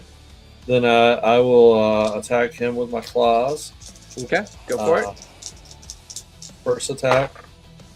1 and a 4. That's going to be a miss. Second attack. A 23. 23 will definitely hit. Go ahead and roll damage. That does 5 points of damage. Nice. Third attack is a 1 and a 5. Good lord. And for the fourth attack, a 3 and a 5. Okay, these dice are going into the thing. That'll finish your turn? No, that was just 1 AP. Because I get 2 claw attacks. Oh, that's right. Level 6. Yeah. So you have 1 AP left. 1 AP left. So I will attack normally now because I was recklessly attacking. Okay, go for it. And I'll do 4 more attacks. 1 and a 7 plus 5 is 12. That's going to miss. And a 23 and a 14. 23 will hit. Jesus. That is 8 points of damage to him. Nice. All right. Does that finish your turn? That is my turn, yes. He's not quite bloodied yet. He's still in the fight. Zoof, you are up. Then we'll be at the top of the third round. Lucinda is trying to yank the gem out of the statue. There's a druid right next to her. There's a druid over here. Druid in base with Ludolf as well. Lucian is still raptured with lightning behind you. I'll move into base with the druid that Ludolf is fighting. Okay. The blinded. When did the blind? I'm bird? at the start. It's at the next start of their turn. Oh, so I can't get them. Yeah, you can't see, unfortunately. I cried. I hold up my maul and I cried to the guys. Technically, you can get in base with the druid because you know where he last was. But any attacks that you make on him are going to be a disadvantage because you're currently under the blind effect. Let's do it like this. I will sheathe and stow my maul. Okay. And then I will just go at a full run, like basically just like a full tackle sort of idea. Like I think I'm just going to bash into something. Okay. Still going to be a roll that? I would say an unarmed strike.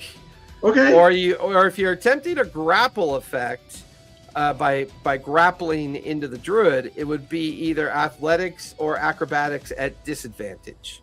Yeah, and so the idea being, you know, just like in football, just bashing, but I like almost like I'm tackling a receiver that has the ball. Just I want to like just drive them into the ground with my force on top of them. Okay. So athletics with disadvantage. Correct. Let's do it. That's an 8. Beats my 6. So as you like blindly run forward, you feel as if they're trying to use their staff to kind of like trip you up and slow you down, which you kind of step on their staff, you bring the shield down into their chest, and you drive them down into the ground, into the prone condition, and you currently have them grappled.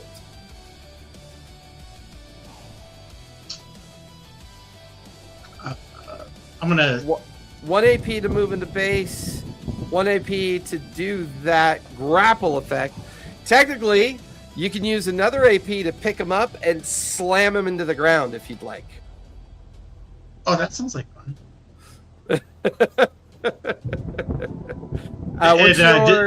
What's your unarmed strike damage for? 4. Let's add your proficiency to that as well. What's your proficiency? 3. So that will do 7 points of bludgeoning damage. You have 1 AP left. So if I can, I'm on the. Am I above him? So basically, here's what I'd like to do.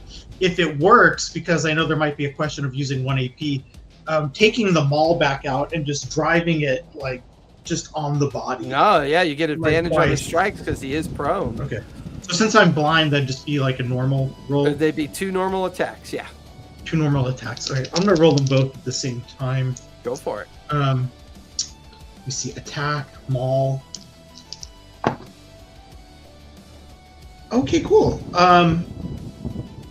It's the first one is a 24 to hit. That'll definitely hit. And then that's a 2d6. Okay. So I rolled both attacks at the same time. So the first one's a 24. The second attack is a 21. Yeah, both will hit. Okay. So the total damage is, let me see, that's 5.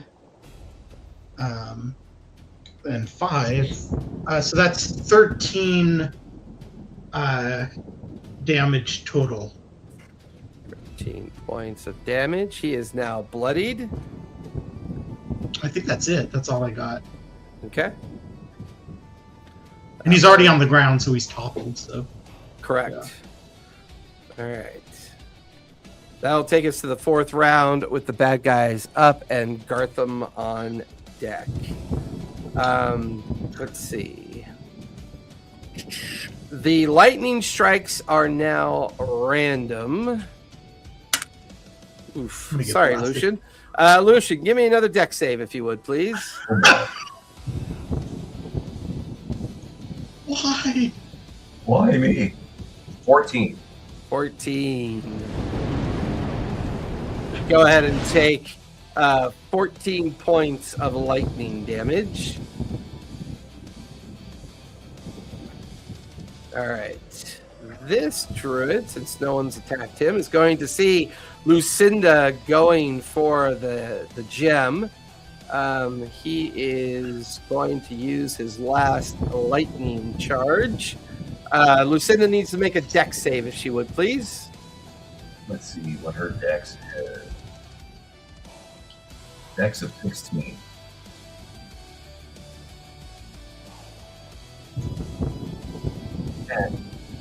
And that's going to fail. She will take 14 points of lightning damage. Seeing his comrade in trouble, he's going to do another blight burst at Zoof. Zoof, go ahead and give me a con save if you would, please. Oh man, blight, dude, that's rough.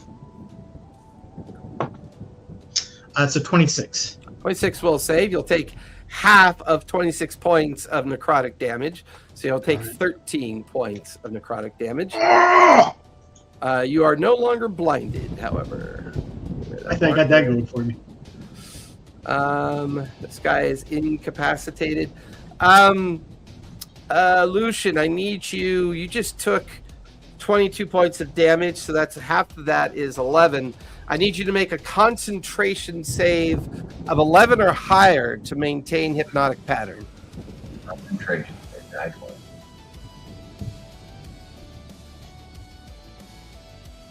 Natural 20. Nice. You are still concentrating on your spell. You are good. Nice. The guy that is prone, like right underneath you, he is no longer incapacitated because you struck him. So that will go away for him. However, he is prone, grappled by you. He is going to mutter underneath his breath as his staff explodes into a cloud of spores. Go ahead and give me another con save if you would, please, Zoof. Dang, I'm getting just blighted. 24. 24. You will take half of 8 points of necrotic damage. And you are not blinded because you did save. He is going to try to break out of your grapple. That is a 15 for his acrobatics. You need to make either an athletics or acrobatics check of 15 or higher to maintain the grapple. Check? Is it acrobatics? Either acrobatics or athletics, your choice. Athletics. It's a 24. Yeah, that'll maintain the grapple. I'll finish his turn. He is incapacitated. So at the end of his turn, he is still incapacitated. This guy in base with Ludolf. He is going to suddenly, you watch as his skin becomes covered in bark. So his armor class will go up. And then he is going to cast Blight on you, Ludolf. Go ahead and give me a con save.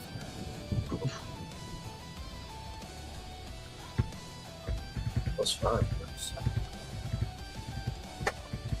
15. 15. That is the DC. You'll take half of 16 points of necrotic damage. 8 damage. That will finish that guy's turn. That's the last of the druids that can go. Gartham is up, and as always, he is going to spend an AP to move across over here. He is then going to do Eldritch Blast. Okay. Boop, boop, boop, boop, boop, boop. That is going to miss. Another Eldritch Blast. That one will hit. He'll do 2 more. Will hit. And that will hit. So you had 3 hits. 1 plus 10 plus 2. So that's going to be a total of 13 points of damage on the one that is in base with you, Ludolf. So he is now bloodied. He is looking rough. That'll finish Gartham's turn. Lucian is up with Lucinda on deck. All right. We're going to try some mind fire on that one that was bloody. What's the range on the ability? On the spell? 120. Oh yeah, you're definitely in range. I'm gonna keep pounding them too. So, first one. Okay. 26. That'll definitely hit. Roll for damage. 13 points of damage. Yeah, that one's going to drop on the ground on fire and dead. Oh, all right. 3 AP left. Who is bloodied or weak? This guy is not quite bloodied, but he is grappled and pinned on the ground by Zoof. This guy's taken hardly any damage. This guy is incapacitated by your spell. Oh, let's cook the one under Zoof. Yeah, go for it. 11 to hit. That's going to miss. All right. Let's try it again. That'll be a disadvantage because concurrent range strike. What about a mind sliver? That's an intelligence save, correct? Yes. And that's a cantrip or a spell? Cantrip. All right. That is a 10 plus 4 is a 14 on the save. There. It would be 5 points of damage. Nice. 5 points of psychic damage. You've got 1 AP left. I'll do a mind fire again. If it's not concurrent. Yeah, go for it. It's not concurrent, so regular spell attack. 13. 13, unfortunately, that's going to miss as well. That will bring Lucinda. Lucinda is halfway up the statue, yanking at the gem. What is she doing with her turn? She's going to try to use her sword to kind of cut this thing out or pry it out. Yeah, go ahead and give me either athletics or acrobatics, so either strength or dex. You'll have advantage because she's using the sword to pry it out. Okay, she's got a strength of 13 or a dex of 16. Let's use dexterity. Okay.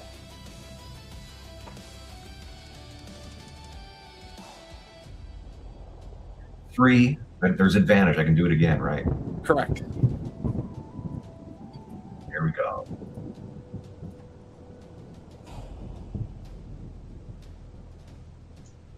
$11. 11. It does not give. It is still wedged into the bracket. She's All right. got 3 AP left. Say that again? Can she keep trying to pry it out? She can. It increases the DC with each failed attempt, however. All right. Let's try it again. All right, go for it. That'll work. 19. 19 is going, it's a DC 20 to pry it out. She gets the tip of the blade. It almost comes out, but doesn't quite come loose. 2 more rolls. Yeah, go for it.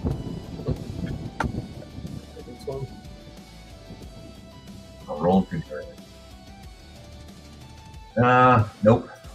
Yeah, she is still up on the statue trying to pry it out. It does not budge. It does not give. It wiggles a little bit from that last attempt, but she's still trying to get the gem out of the chest. That'll finish Lucinda's turn. Ludolf, you are up with Zoof on deck. Okay. There is the druid that's pinned. There's one that's incapacitated, and then this one right here that's untouched. As much as it's tempting to play tug of war with Brother Zoof, I think I'm going to go after the one that's untouched. All right. 1 AP for you to get into base. I'll do my bite attack. Yeah, go for it. That is a 25. That'll hit. 7 points of damage, and he's grappled. Nice. 7 and grappled. I will recklessly attack with my claws. That is a 13. That will miss. A 17. 17 will hit. That does 8 points of damage. Nice. 15.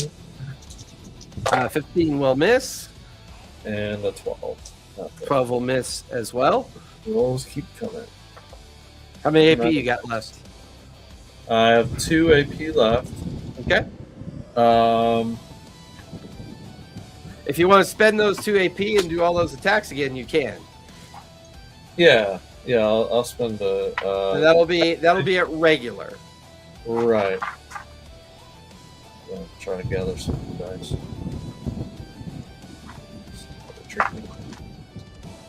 Okay. Regular. Going all at the same time.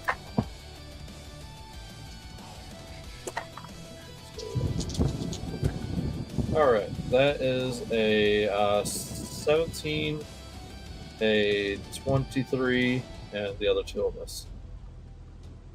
17 and 23 will both hit. Go ahead and roll for damage. That does 10 points of damage. Nice. He is almost bloodied after those series of strikes. That'll finish Ludolf's turn. Zoof, you are up. Then we'll be at the top of the 5th round with the bad guys on deck. I'm gonna take a moment and raise the maul. Helion! Bless this battle! And so I cast Sacred Weapon on my maul. Nice. You now have a holy aura around you. So basically, it just switches so it's the radiant. I'm doing radiant damage instead of bludgeoning. Yeah, but looking holy looks cool. And it looks cool. It's in this darkness, I'm glowing with a 20-foot radius about me. Yeah, I love it. And I'm gonna roll with advantage because he's still on the ground. I'm gonna drive prone, this maul into his freaking face. Go for it. The first strike is 16. 16 will hit. Roll for damage. Okay, 16 with damage is gonna be. Where'd my 2d6 go? It's gonna be. So that's 6 radiant damage. Nice. The second one is only going to be a 15. 15 is just going to miss. Their armor class is a 16. You still have 3 AP left. 3 AP left. Oh wait, no, you cast a spell on your weapon? So basically I have to take an action to channel the divinity. Okay, so that's 1 AP, so you've got 2 AP left. Yeah. How much AP do I have to spend to just roll as regular without disadvantage? 2. Is it okay to spend those last 2 then? Oh yeah, the absolutely. 2 attacks? Yeah, if you Okay, like. so these will be just 2 regular attacks. Correct. First one's definitely going to miss. That's like only a 10. Yep, that'll miss. The second one's a 23. 23 will definitely hit. Roll for damage. Okay. It's going to be a total of 14 damage. Yeah. 14. Blood, radiant or bludgeoning? All radiant. This is all radiant. Nice. He is now bloody. Just. It's kind of like watching an elephant make mashed potatoes. Yeah.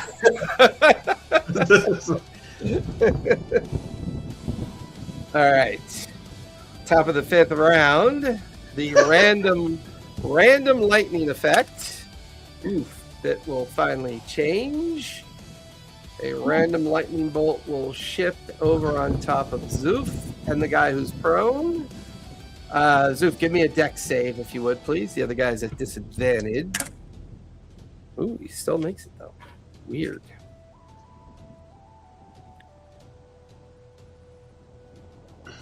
What'd you get, Zoof? Oh, sorry. What am I rolling again? Dex save. Dex save, son of a biscuit. Sorry, I was looking here, and I was like, I think I'm about to roll the wrong thing. Sorry, my brain's a little fried. Only a 7. 7 is going to fail. The guy on the ground succeeded, so he takes 8 points of lightning damage. You take 16 points of lightning Man, I am damage. hurting, dude. Woo! All right. Guy on the ground is pretty much all he's got left is his ability to strike you with his staff, but he's going to try to wiggle out of the grapple. He's going to use his acrobatics, which is a 18 plus 2 is a dirty 20. You can use acrobatics or athletics. You need to beat a 20 or more to keep him grappled. I need to beat a 20 or more to keep him grappled. Correct. So strength. Oh, I'm going to do athletics. Shoot, only 14.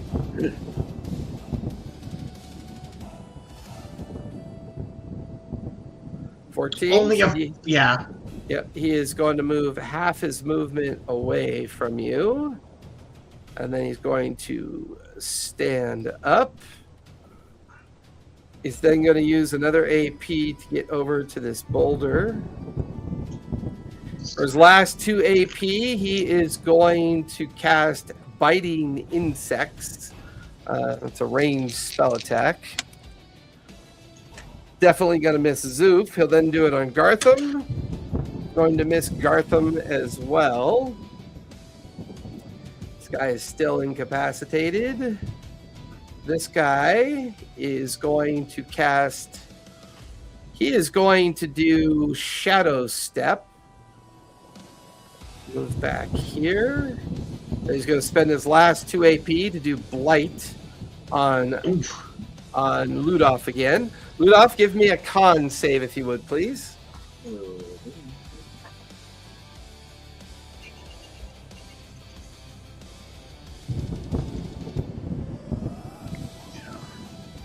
That is a 6. 6. That is going to fail. Take 12 points of necrotic damage. Right. Yeah, the reason why I was zoned out, Jason, is like I keep getting these attacks coming in, and I was trying to get the details of mass cure wounds up through the internet, but it won't load on D&D Beyond. So I was like, oh, I just got to go to. I was like, dude, I'm about to drop here. This guy is going to save at the end of his turn, so he's no longer incapacitated. Lucian, your spell will now end because it's no longer affecting anybody. So you are no longer concentrating. That'll end the bad guy's turn. Lucian, you're up with Lucinda on deck. Oh, man. All right, the one that's bloodied, let's cook him a little bit. All right, let me look at this. He is officially out of your line of sight. You'll have to move up onto the edge of the druidic circle to be able to see him. All right, move him forward onto the deck. Okay, 1 AP to move up with everybody else. I'll put you under cover, though. I'll put you behind partial cover. Yeah. So now you can see him. Cross the way there. Go for it. And first one. 19 to hit. 19 will definitely hit. Roll for damage. 11 damage. 11. He will stagger backwards, collapse, dead, and roll off down onto the ground. All right. I have 1 AP left. Was that a spell that you used or a cantrip? No, that was a cantrip. So I you have 2 AP left. All right. He's gonna do magic missile and try to dislodge the gem. Ooh. It automatically hits its target. So go ahead and roll damage. I'll say that the bracket holding it in place has 15 hit points. So go ahead and roll damage for your magic missile. It is 2. There's 3 of these things, right? Yep. 6 total, and then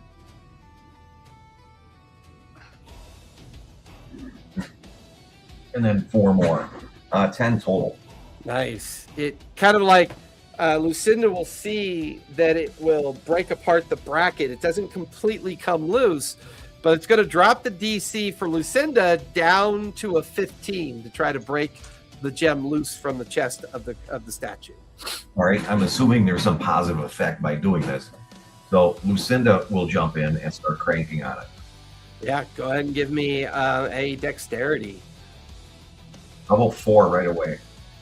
Double 4? Too bad it doesn't work as gambler's luck. 20s. What's that? Can I roll 4 die 20s? Because all the APs are going to be cranking on it. Well, roll one at a time in case she's successful. All right. All right, hang on.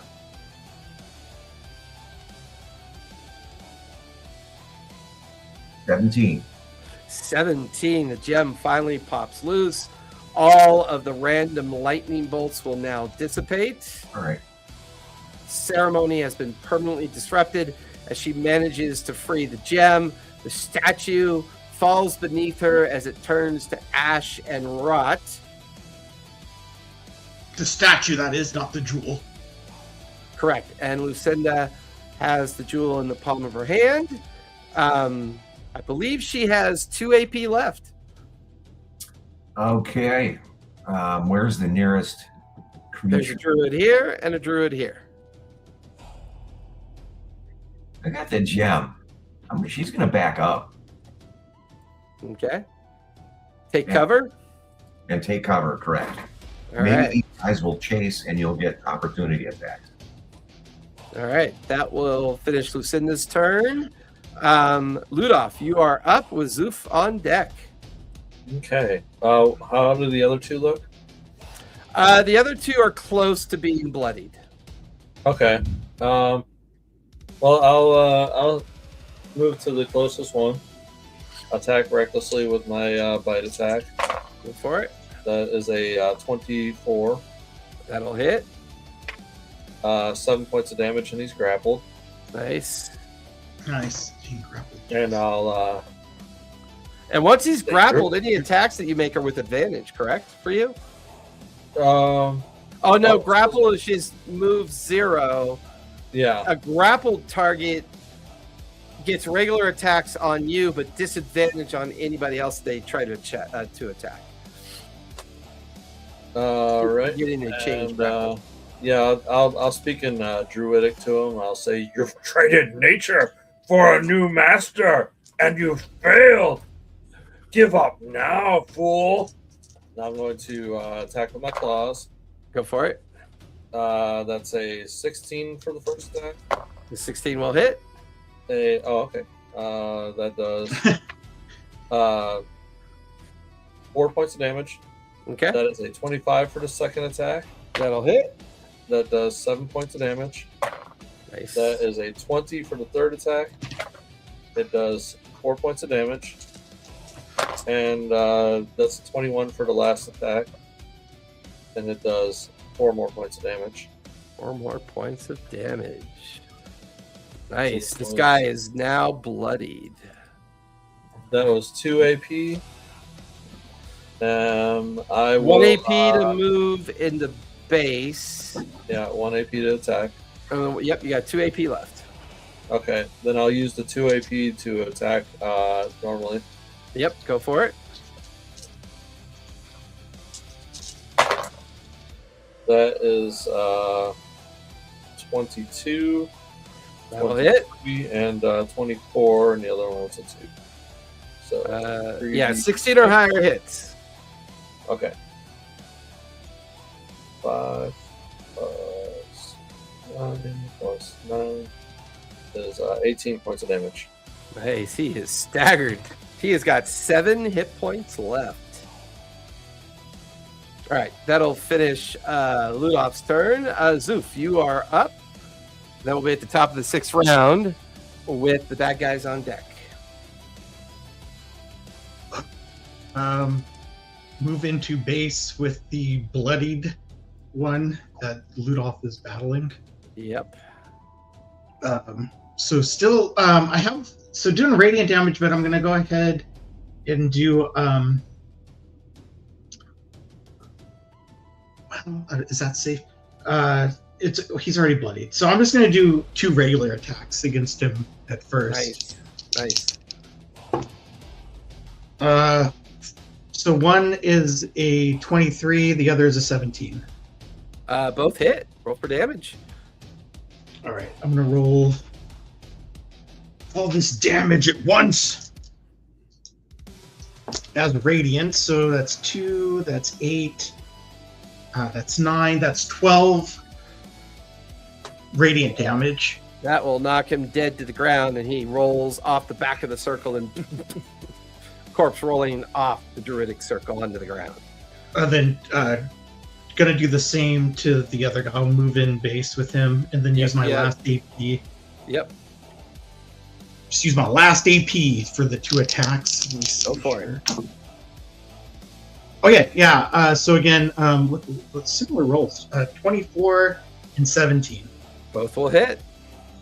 All right. So the damage on that, if I roll these 4d6, it's going to be 9, 12, 16, 19 radiant damage total. 19 radiant. He is almost bloodied. Got 2 And more that's the points end. until he's bloodied. All right. That's all I got. Top of the 6th round, the final druid. He will use his final blight attack on you, Zoof. Go ahead and give me a con save. Okay, blighted. Man, I thought I could hold out through this. I don't know, dude. I got 23 hit points left. That's 21. 21 will save. You'll take half of 16 points of necrotic, so that's 8 points of necrotic damage. I'm down to 15 freaking hit points. He's then going to cast. I'm playing with fire here. You know what? Lucian has been popping off like crazy. Lucian, give me a dex save as he casts lightning bolt on you. 8. 8 is going to fail. You take 19 points of lightning damage. She's down. Lucian collapses unconscious onto the ground. Sorry, Neil, I really got ahead of myself, and I'm gonna use this freaking mass cure wound scroll, but I was like, no, but I would take out this guy, right? This will work. All right. I knew. If Lucian Gartham is up. Lucian's down, is Lucinda disappeared? Ooh, that's because he's unconscious. Lucinda has the gem, but she will disappear back to the Feywild with the gem. Oh, that's epic! I love it. That'll finish the druid's turn. He's the last one, and the lightning is no longer active. Gartham will take. Let's see. He is right here. He is going to use all of his Eldritch Blasts on this guy. 3 hits. Let me go ahead and roll for damage. 10. 16. 18. That druid has 7 hit points left. That'll finish Gartham's turn. Lucian, go ahead and give me a death save if you would, please. Roll a d20. You need a 10 or higher for a first success. 7. That is 1 failure. That'll finish Lucian's turn. Ludolf, you are up with Zoof on deck. Okay, there's one left over. Yep, there's one guy left, and I'm in base with him. Yep, Zoof's Yeah. in base with him, and he's considered. Sorry, I thought he was originally bloodied, but that was Gartham. He is now actually considered bloodied, and he has 17 hit points left. My bad. And where's Lucian at? Lucian is slightly to your left by 30 feet, lying on the ground, unconscious. Okay, I move over to Lucian, Okay. and I'm sort of like stalking him, and there's like dark energy coming off of my head, Are you gonna eat Lucian? You're gonna eat Lucian. I lean down over him and I lick my chops and I say, "Not yet, boy." And I'm going to cast Spare the Dying. Is this the breast? Nice. Spare the Dying. You no longer have to make death saves. You're still unconscious, but you are stable. All right. That's 3 AP for you, Ludolf. You have 1 AP left. Wait, no, Spare the Dying is a cantrip, right? Yeah. Yeah, 2 AP left. My bad. Okay. So for my last, I can't cast spells while I'm raging, so I drop the rage. Okay. Rage is I think I gone. can cast. Is it? No. I don't know. I don't think you can cast spells while you're raging. Anywho, I will move over to the last guy, and I'll just make an axe attack at him. Yep, go for it. Can you cast spells while you're raging? No, you can't. I don't think so. You have special abilities that can kick in while you're raging, Yeah. but you can't cast spells. Okay, I rolled a nat 20, so happy days. Holy shit, that's max damage, and then roll it again. So 11 plus what's that? 8? Oh, there it is. That's 15 points of damage. Oh. Ha! He's got 2 hit points left. Oh. Okay, that's my turn. That's the end of your turn. Oh wait, no, I get 2 attacks. Yeah, I was going to say, that was just 1 attack. Nice. It's just you were caught off guard by your natural 20. Yeah, anyway, I rolled a 5. That's a 10. Never mind. Yeah, that's going to miss. Zoof, you Oh, are but I up. can recklessly attack. Yes. No, you're not. Well, can you recklessly without raging? Yeah, no, that's not attached to rage. Yeah, you could absolutely get advantage on that attack. Okay, let's recklessly attack. That is a 21. That'll And definitely I hit. plus 3 to damage, so. Crossing my fingers, dude. What'd you get for damage? Well, I do at least 3, but that'd be 10 altogether. Oh, 10 altogether? Yeah, that'll definitely finish off the last guy, which will take us out of initiative order. Can I still be radiant though on the map for the whole time? Yeah, the radiant's pretty cool, isn't it? That's a really nice. They've added so many good effects this past like 2 years or something. Yeah, they've probably really gotten into that and have done a pretty good job. It just helps me because I don't have to be so dependent on markers anymore. With that, the Druidic Circle lies in chaos. The lightning no longer active. Lucian's unconscious body, while spared by Ludolf, still lying there on the circle. No sign of Lucinda, as with Lucian going unconscious. Lucinda was teleported back to the Feywild, as far as you know, with the gem. Gartham, very bloodied, comes out from behind a boulder. Well, how do you like that? And he starts searching some of the druids that lie about dead on the ground. What would the rest of you like to do? I want to search for the hand. Is it still wandering around anywhere? Well, yeah, like you can see the hand is still like comically choking one of the dead druids. Like it's like up in its neck and choking it and throttling the corpse. You gotta reach down, grab the hand, and put it back in your belt pouch. Yeah, I'm gonna pet it like a pet chinchilla or something. Give me an animal handling check for that, Okay. Ludolf.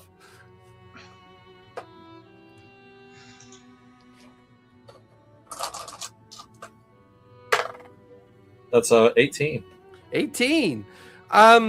You're not sure if it's magic or some kind of other corruption, but the hand seems to tolerate your kindness and kind of crawls up onto your shoulder and sits kind of like underneath your hair, and kind of you could feel it just giving you this like strange purring vibration as it seems to be comfortable with your existence. Nice. You're getting a back rub. By a severed hand. I mean, what else could be weirder? What else could be weirder? No. You guys are standing in the druidic circle. All the druids are dead. Gartham's searching one body. Lucian's unconscious. Ludolf is picking up severed hands to put, back into his possession. What are you doing, Zoof, with your time? I'm going to stabilize Lucian. Okay. Negative round. I don't have lay on hand, so I'm not trying to be. Yeah. Give me a medicine check for starters. 18. 18. Lucian, you are conscious with 1 hit point. All right. And then after he is stabilized and it looks like he's not going to fade away on me, I will go and pick up the gem. Or is it still lodged in the statue? The gem actually went back with Lucinda because she had retrieved the gem. And after Lucian went unconscious, Lucinda was teleported back to the Fae. Okay, so I focus. Okay, so then I look around and notice that's probably the case, and then I work on, of course, stabilizing Lucian. But then I say to him and look around, Ludolf and then Gartham, we would do best to rest here. We need some recuperation. And then Lucian, you will want to resummon Lucinda. I think she absconded with the gem back to the Feywild, inadvertently, of course. Yeah, where'd that little thief go? You better bring her back, Lucian. She's got the fucking gem. We'll see what gets returned from the Fae. I like how he yells at Lucian. The man has 1 hit point. Use a little bit of kindness. Yeah, Lucian's all like swollen and barely able to sit up. And needless to say, Gartham's pretty bloody too. I mean, he's only got like 8 hit points left. I have 15. I'm kind of stumbling about trying to set up a camp and like make it so we can stay here. Maybe we shouldn't do that in the middle of the circle. Why don't we go down on the other side of those boulders over there and make camp? And don't know if other people or other creatures might know about this place, but considering the state that we're in, we might want to go camp somewhere else. There Where did these guys? So there was a path that led up to them. Is there a path that they might have led off to their house or something, or were there? You get the feeling that the path that you guys took to get here is the same path that they used. They probably stayed in the area of where you guys had the interaction with the hut. Yeah. Either they camped there or had some kind of hideout or lair somewhere near where maybe the hut was. Or maybe there's somewhere nearby that they have a place set up for them to live and conduct their ceremony.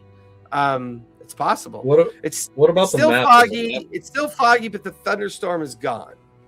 Does the rough map that we got from the hut show anything that might look like their home? Give me a survival check as you examine the map more closely. Okay.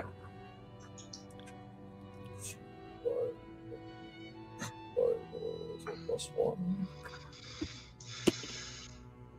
That's 13. 13. About a mile north of where you are, there's a culvert of rocks and hills that seems to have some kind of marking on the map. It doesn't say precisely what the location is, but that might be where they called home. All right. I will point that out and then go back to searching through the bodies, helping. Yeah, give me an investigation check if you would, please. Okie dokie. I don't think it's very good. Okie dokie artichoke. -1. Lucian's going to need some time to do the summon. Does that take about an hour to summon her back? You should probably take a short rest at least and get your. Yeah, it depends if we're moving or not. We'll see. Health about you. Yeah, as we're sitting here, you'll do a short rest. Okay. What'd you get, Ludolf? Oh, I got a 3. 3? Searching the bodies of the druids, they are in pretty grisly state after the battle. They don't seem to have much possession on them. Their staves are items that were temporarily charged with the magic of lightning, which are now inert. They carry no spell book. You get the feeling that the staff was their item of focus or their spell focus. They appear to once be humanoid, but now they appear to be altered and corrupted, and they seem to have a kind of blighted and kind of diseased look about them. Give me a nature check, if you would, please. Will do. Got 2 right.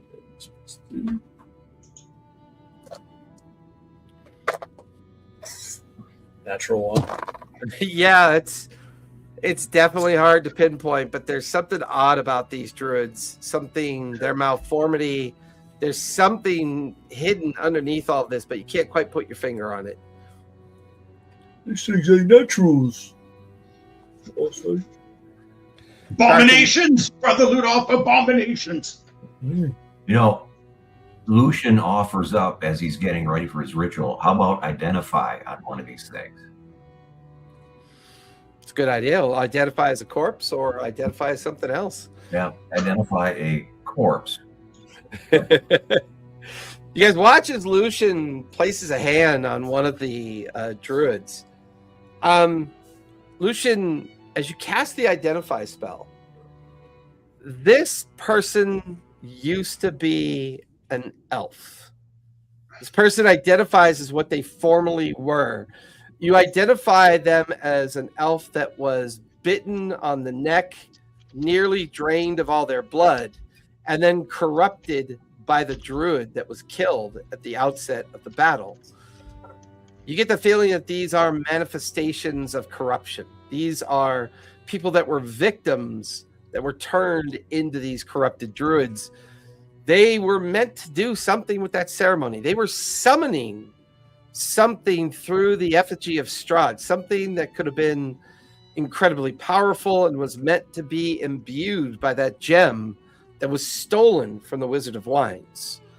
What exactly their plan or what they were up to is not revealed, but you definitely get the feeling that you and the others stopped whatever their plan was. All right. So, short rest? Please. Yeah. You guys then scuttle off the druid circle over to a series of boulders and rocks with a little bit of a culvert and overhang in it as you guys settle into a short rest. 60-10. I got about 12 hit points back for the short rest. Nice. And he'll start to do the ritual for about an hour.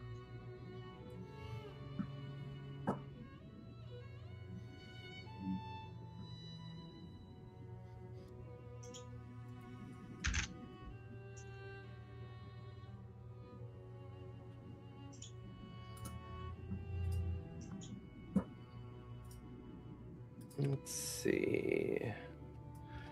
That is going to be 3d8 for Gartham.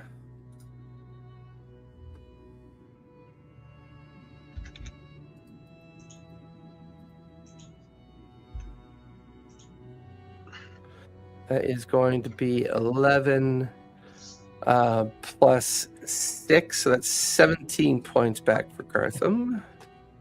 So he is back up to 29 out of 50.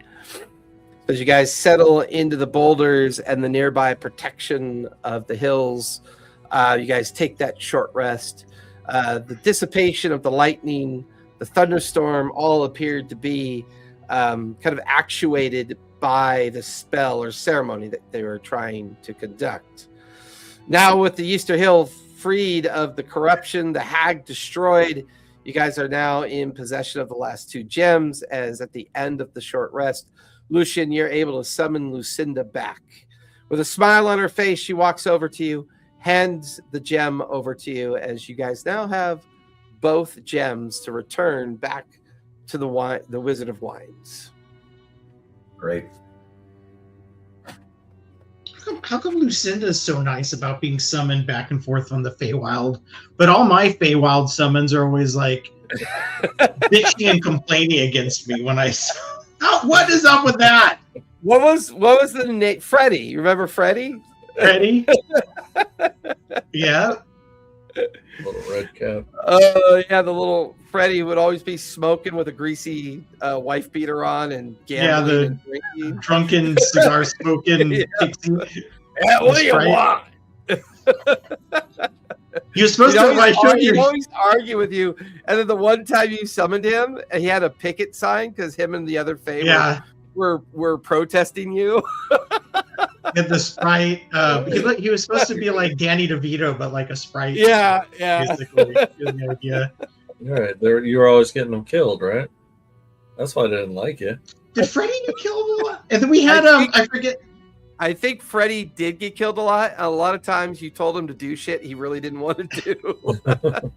And then there was Johan, the really bitchy and complainy pseudo dragon.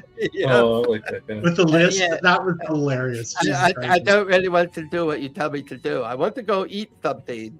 I'm out of here. Bye bye. Yeah, he was pretty hysterical. Yeah. I enjoyed it. I'm just saying I like you're much nicer to Neil. And there's in the very first campaign when I had Olaf, who did I summon? And it would be a guy I would always summon or something. And then he said like he missed his child's birth because I had summoned him. I swear, dude, that was awesome. I just about died from laughing so hard about. The sun is now in the process of setting. The backdrop of the night sky, the gray hills now turning dark with the late night spectacle of both fog and once again the overcast feeling of the entire Luna Valley that you're currently in. The journey back to the Wizard of Wines will take nearly half the night to get there. Question is, do you guys want to camp out and take a long rest, or do you want to attempt to push through the night and arrive back at the Wizard of Wines to return the gems? How much of a detour would it be to go to the Druid's home? You could probably reach that location on the map within maybe less than an hour if you push north. Yeah, if it's not too corrupted in there, we might camp out there and do an overnight. We can try it because I also have depending on the size of the steed, we said like the steed was like some sort of like mammoth-y sort of creature, right? Yeah, like a large pachyderm. Yeah, so we might all be able to ride that back. Okay. It doesn't. I'm just looking at how long it gets summoned for, but it seems like it gets an hour, isn't it? Summon steed. It says duration instantaneous. That's all it says. So I don't know if it should be in the body of the spell description.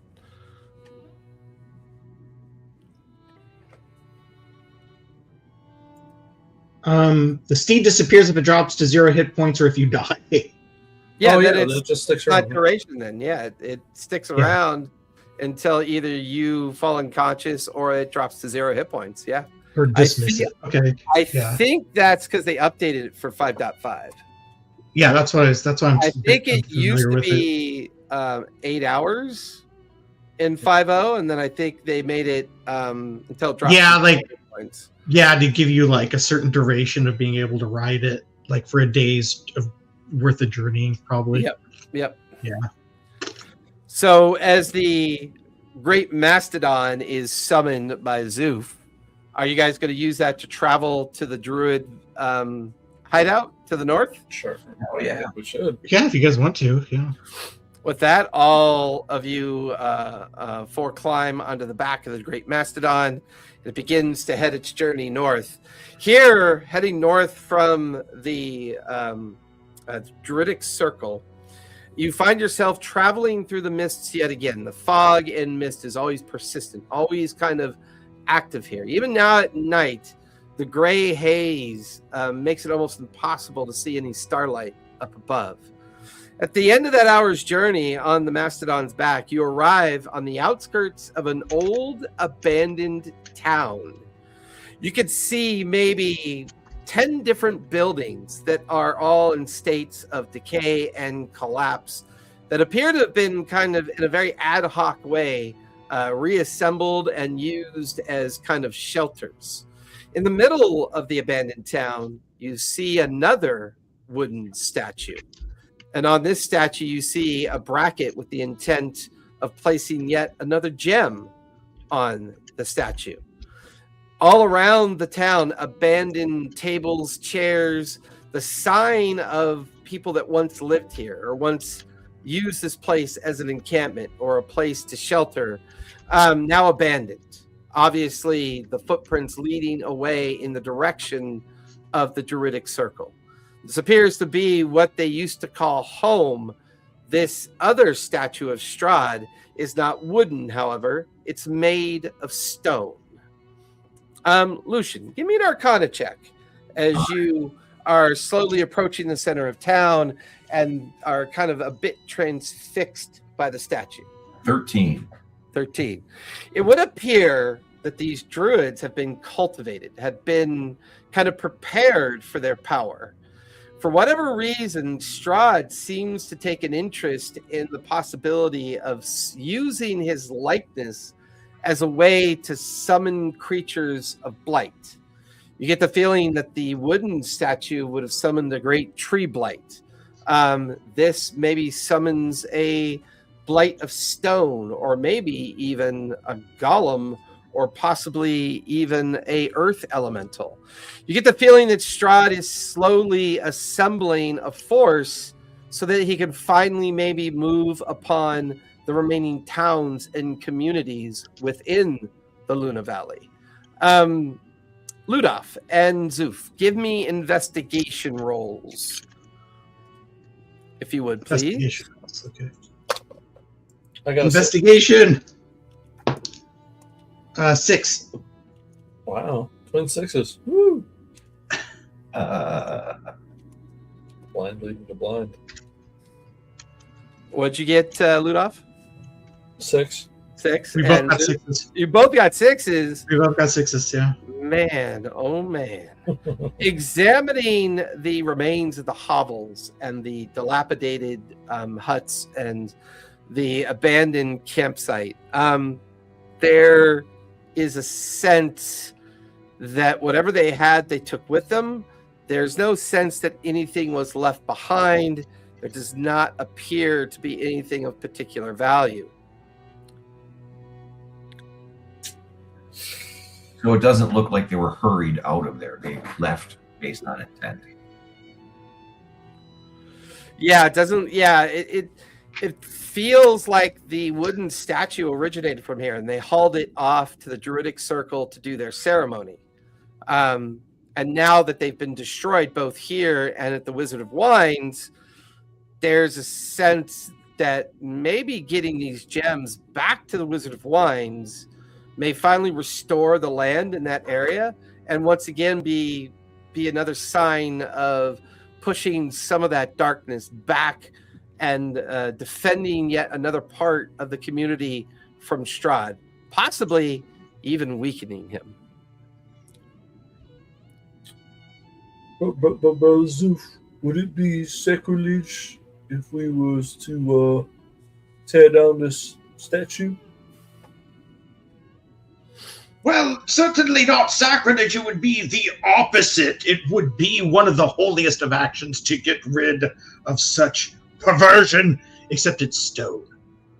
Well, what if we tied it to like your little animal, and then we pulled it down and knocked it over, right? Oh, that could be a thing. That could be something. As you guys are plotting to do that, you watch as Gartham begins to set all the individual houses on fire, kind of burning away the rot and the corruption. Gartham's uncomfortable here. There's always a tendril of energy or corruption that seems to kind of point back towards the Baron's domicile, the great castle on the hill deep in the Valley Luna. And this makes Gartham uncomfortable. Maybe setting this place on fire makes him feel a little bit more comfortable as he begins to kind of burn all the ruins and detritus and remains of these druids. All right, I'm gonna throw my grappling hook over to the top of this statue. And, Makes that metal sound as it goes over. You tie it off. You tie it onto the mastodon, and you kind of give me animal handling as you try to convince the mastodon Sure. to move forward. Absolutely. I could even cast a spell. Ooh, I With can animals, cast yeah. animal friendship or speak with animals. Yeah, I'd say speak with animals will not require a roll. As you cast speak with animals, what do you say to the mastodon to convince it to pull the statue forward? I say, all right, big boy. It's time to have a little fun. Do you want to play a little tug of war with me? And I'm going to tug on the rope. Let's see what you can do. He raises his huge head up and down. His trunk flops up and down. He rears up and then immediately starts kind of like going forward. And when he does, the rope and grapple just kind of cling on to the outer fringe of the statue, yanking it so hard that when it gets pulled forward and down onto the ground, it just shatters into multiple pieces. And then you watch as the mastodon just keeps going off into the distance. Excuse me. It's like big trails of like fog and dust, and then like after a few moments, you guys look. It's just gone. Sorry about that, Zoof. I should be the one apologizing, Brother Ludolf. I forgot to explain to you Brutus's enthusiasm for such games. He's a good boy, though. He'll come back. He'll come back around. Yeah, it'll come back. They always do. Hey, listen, are we camping here tonight and then going off in the morning back to the Wizard of Wines, or do we push through the night and try to get back to the Wizard of Wines now? That was a tough choice. Because this place doesn't seem real safe, right? Well, nothing about any of this seems real safe. I mean, we know that the druids can't really come after us anymore. They're all dead. But 10-1, I guarantee you that Baron up there on the hill, he's going to know he's been weakened. The question is, does he send something out to us tonight if we linger here? Or does he do it on our way back to the Wizard of Wines? I think we track down that pachyderm and get back to the inn. One moment. I distance myself a little bit and straighten out my trunk and give out just a huge trumpet to call Brutus back. A few minutes goes by. And you can see that cloud of dust reappear off in the distance. And as it's coming back, like impaled on its tusks are these like rotted undead corpses that were wandering out in the hills and that inadvertently crossed Brutus's path. He just began to chase them down, and now they're kind of writhing undead corpses are up onto the tusks of the mastodon, unable to free themselves.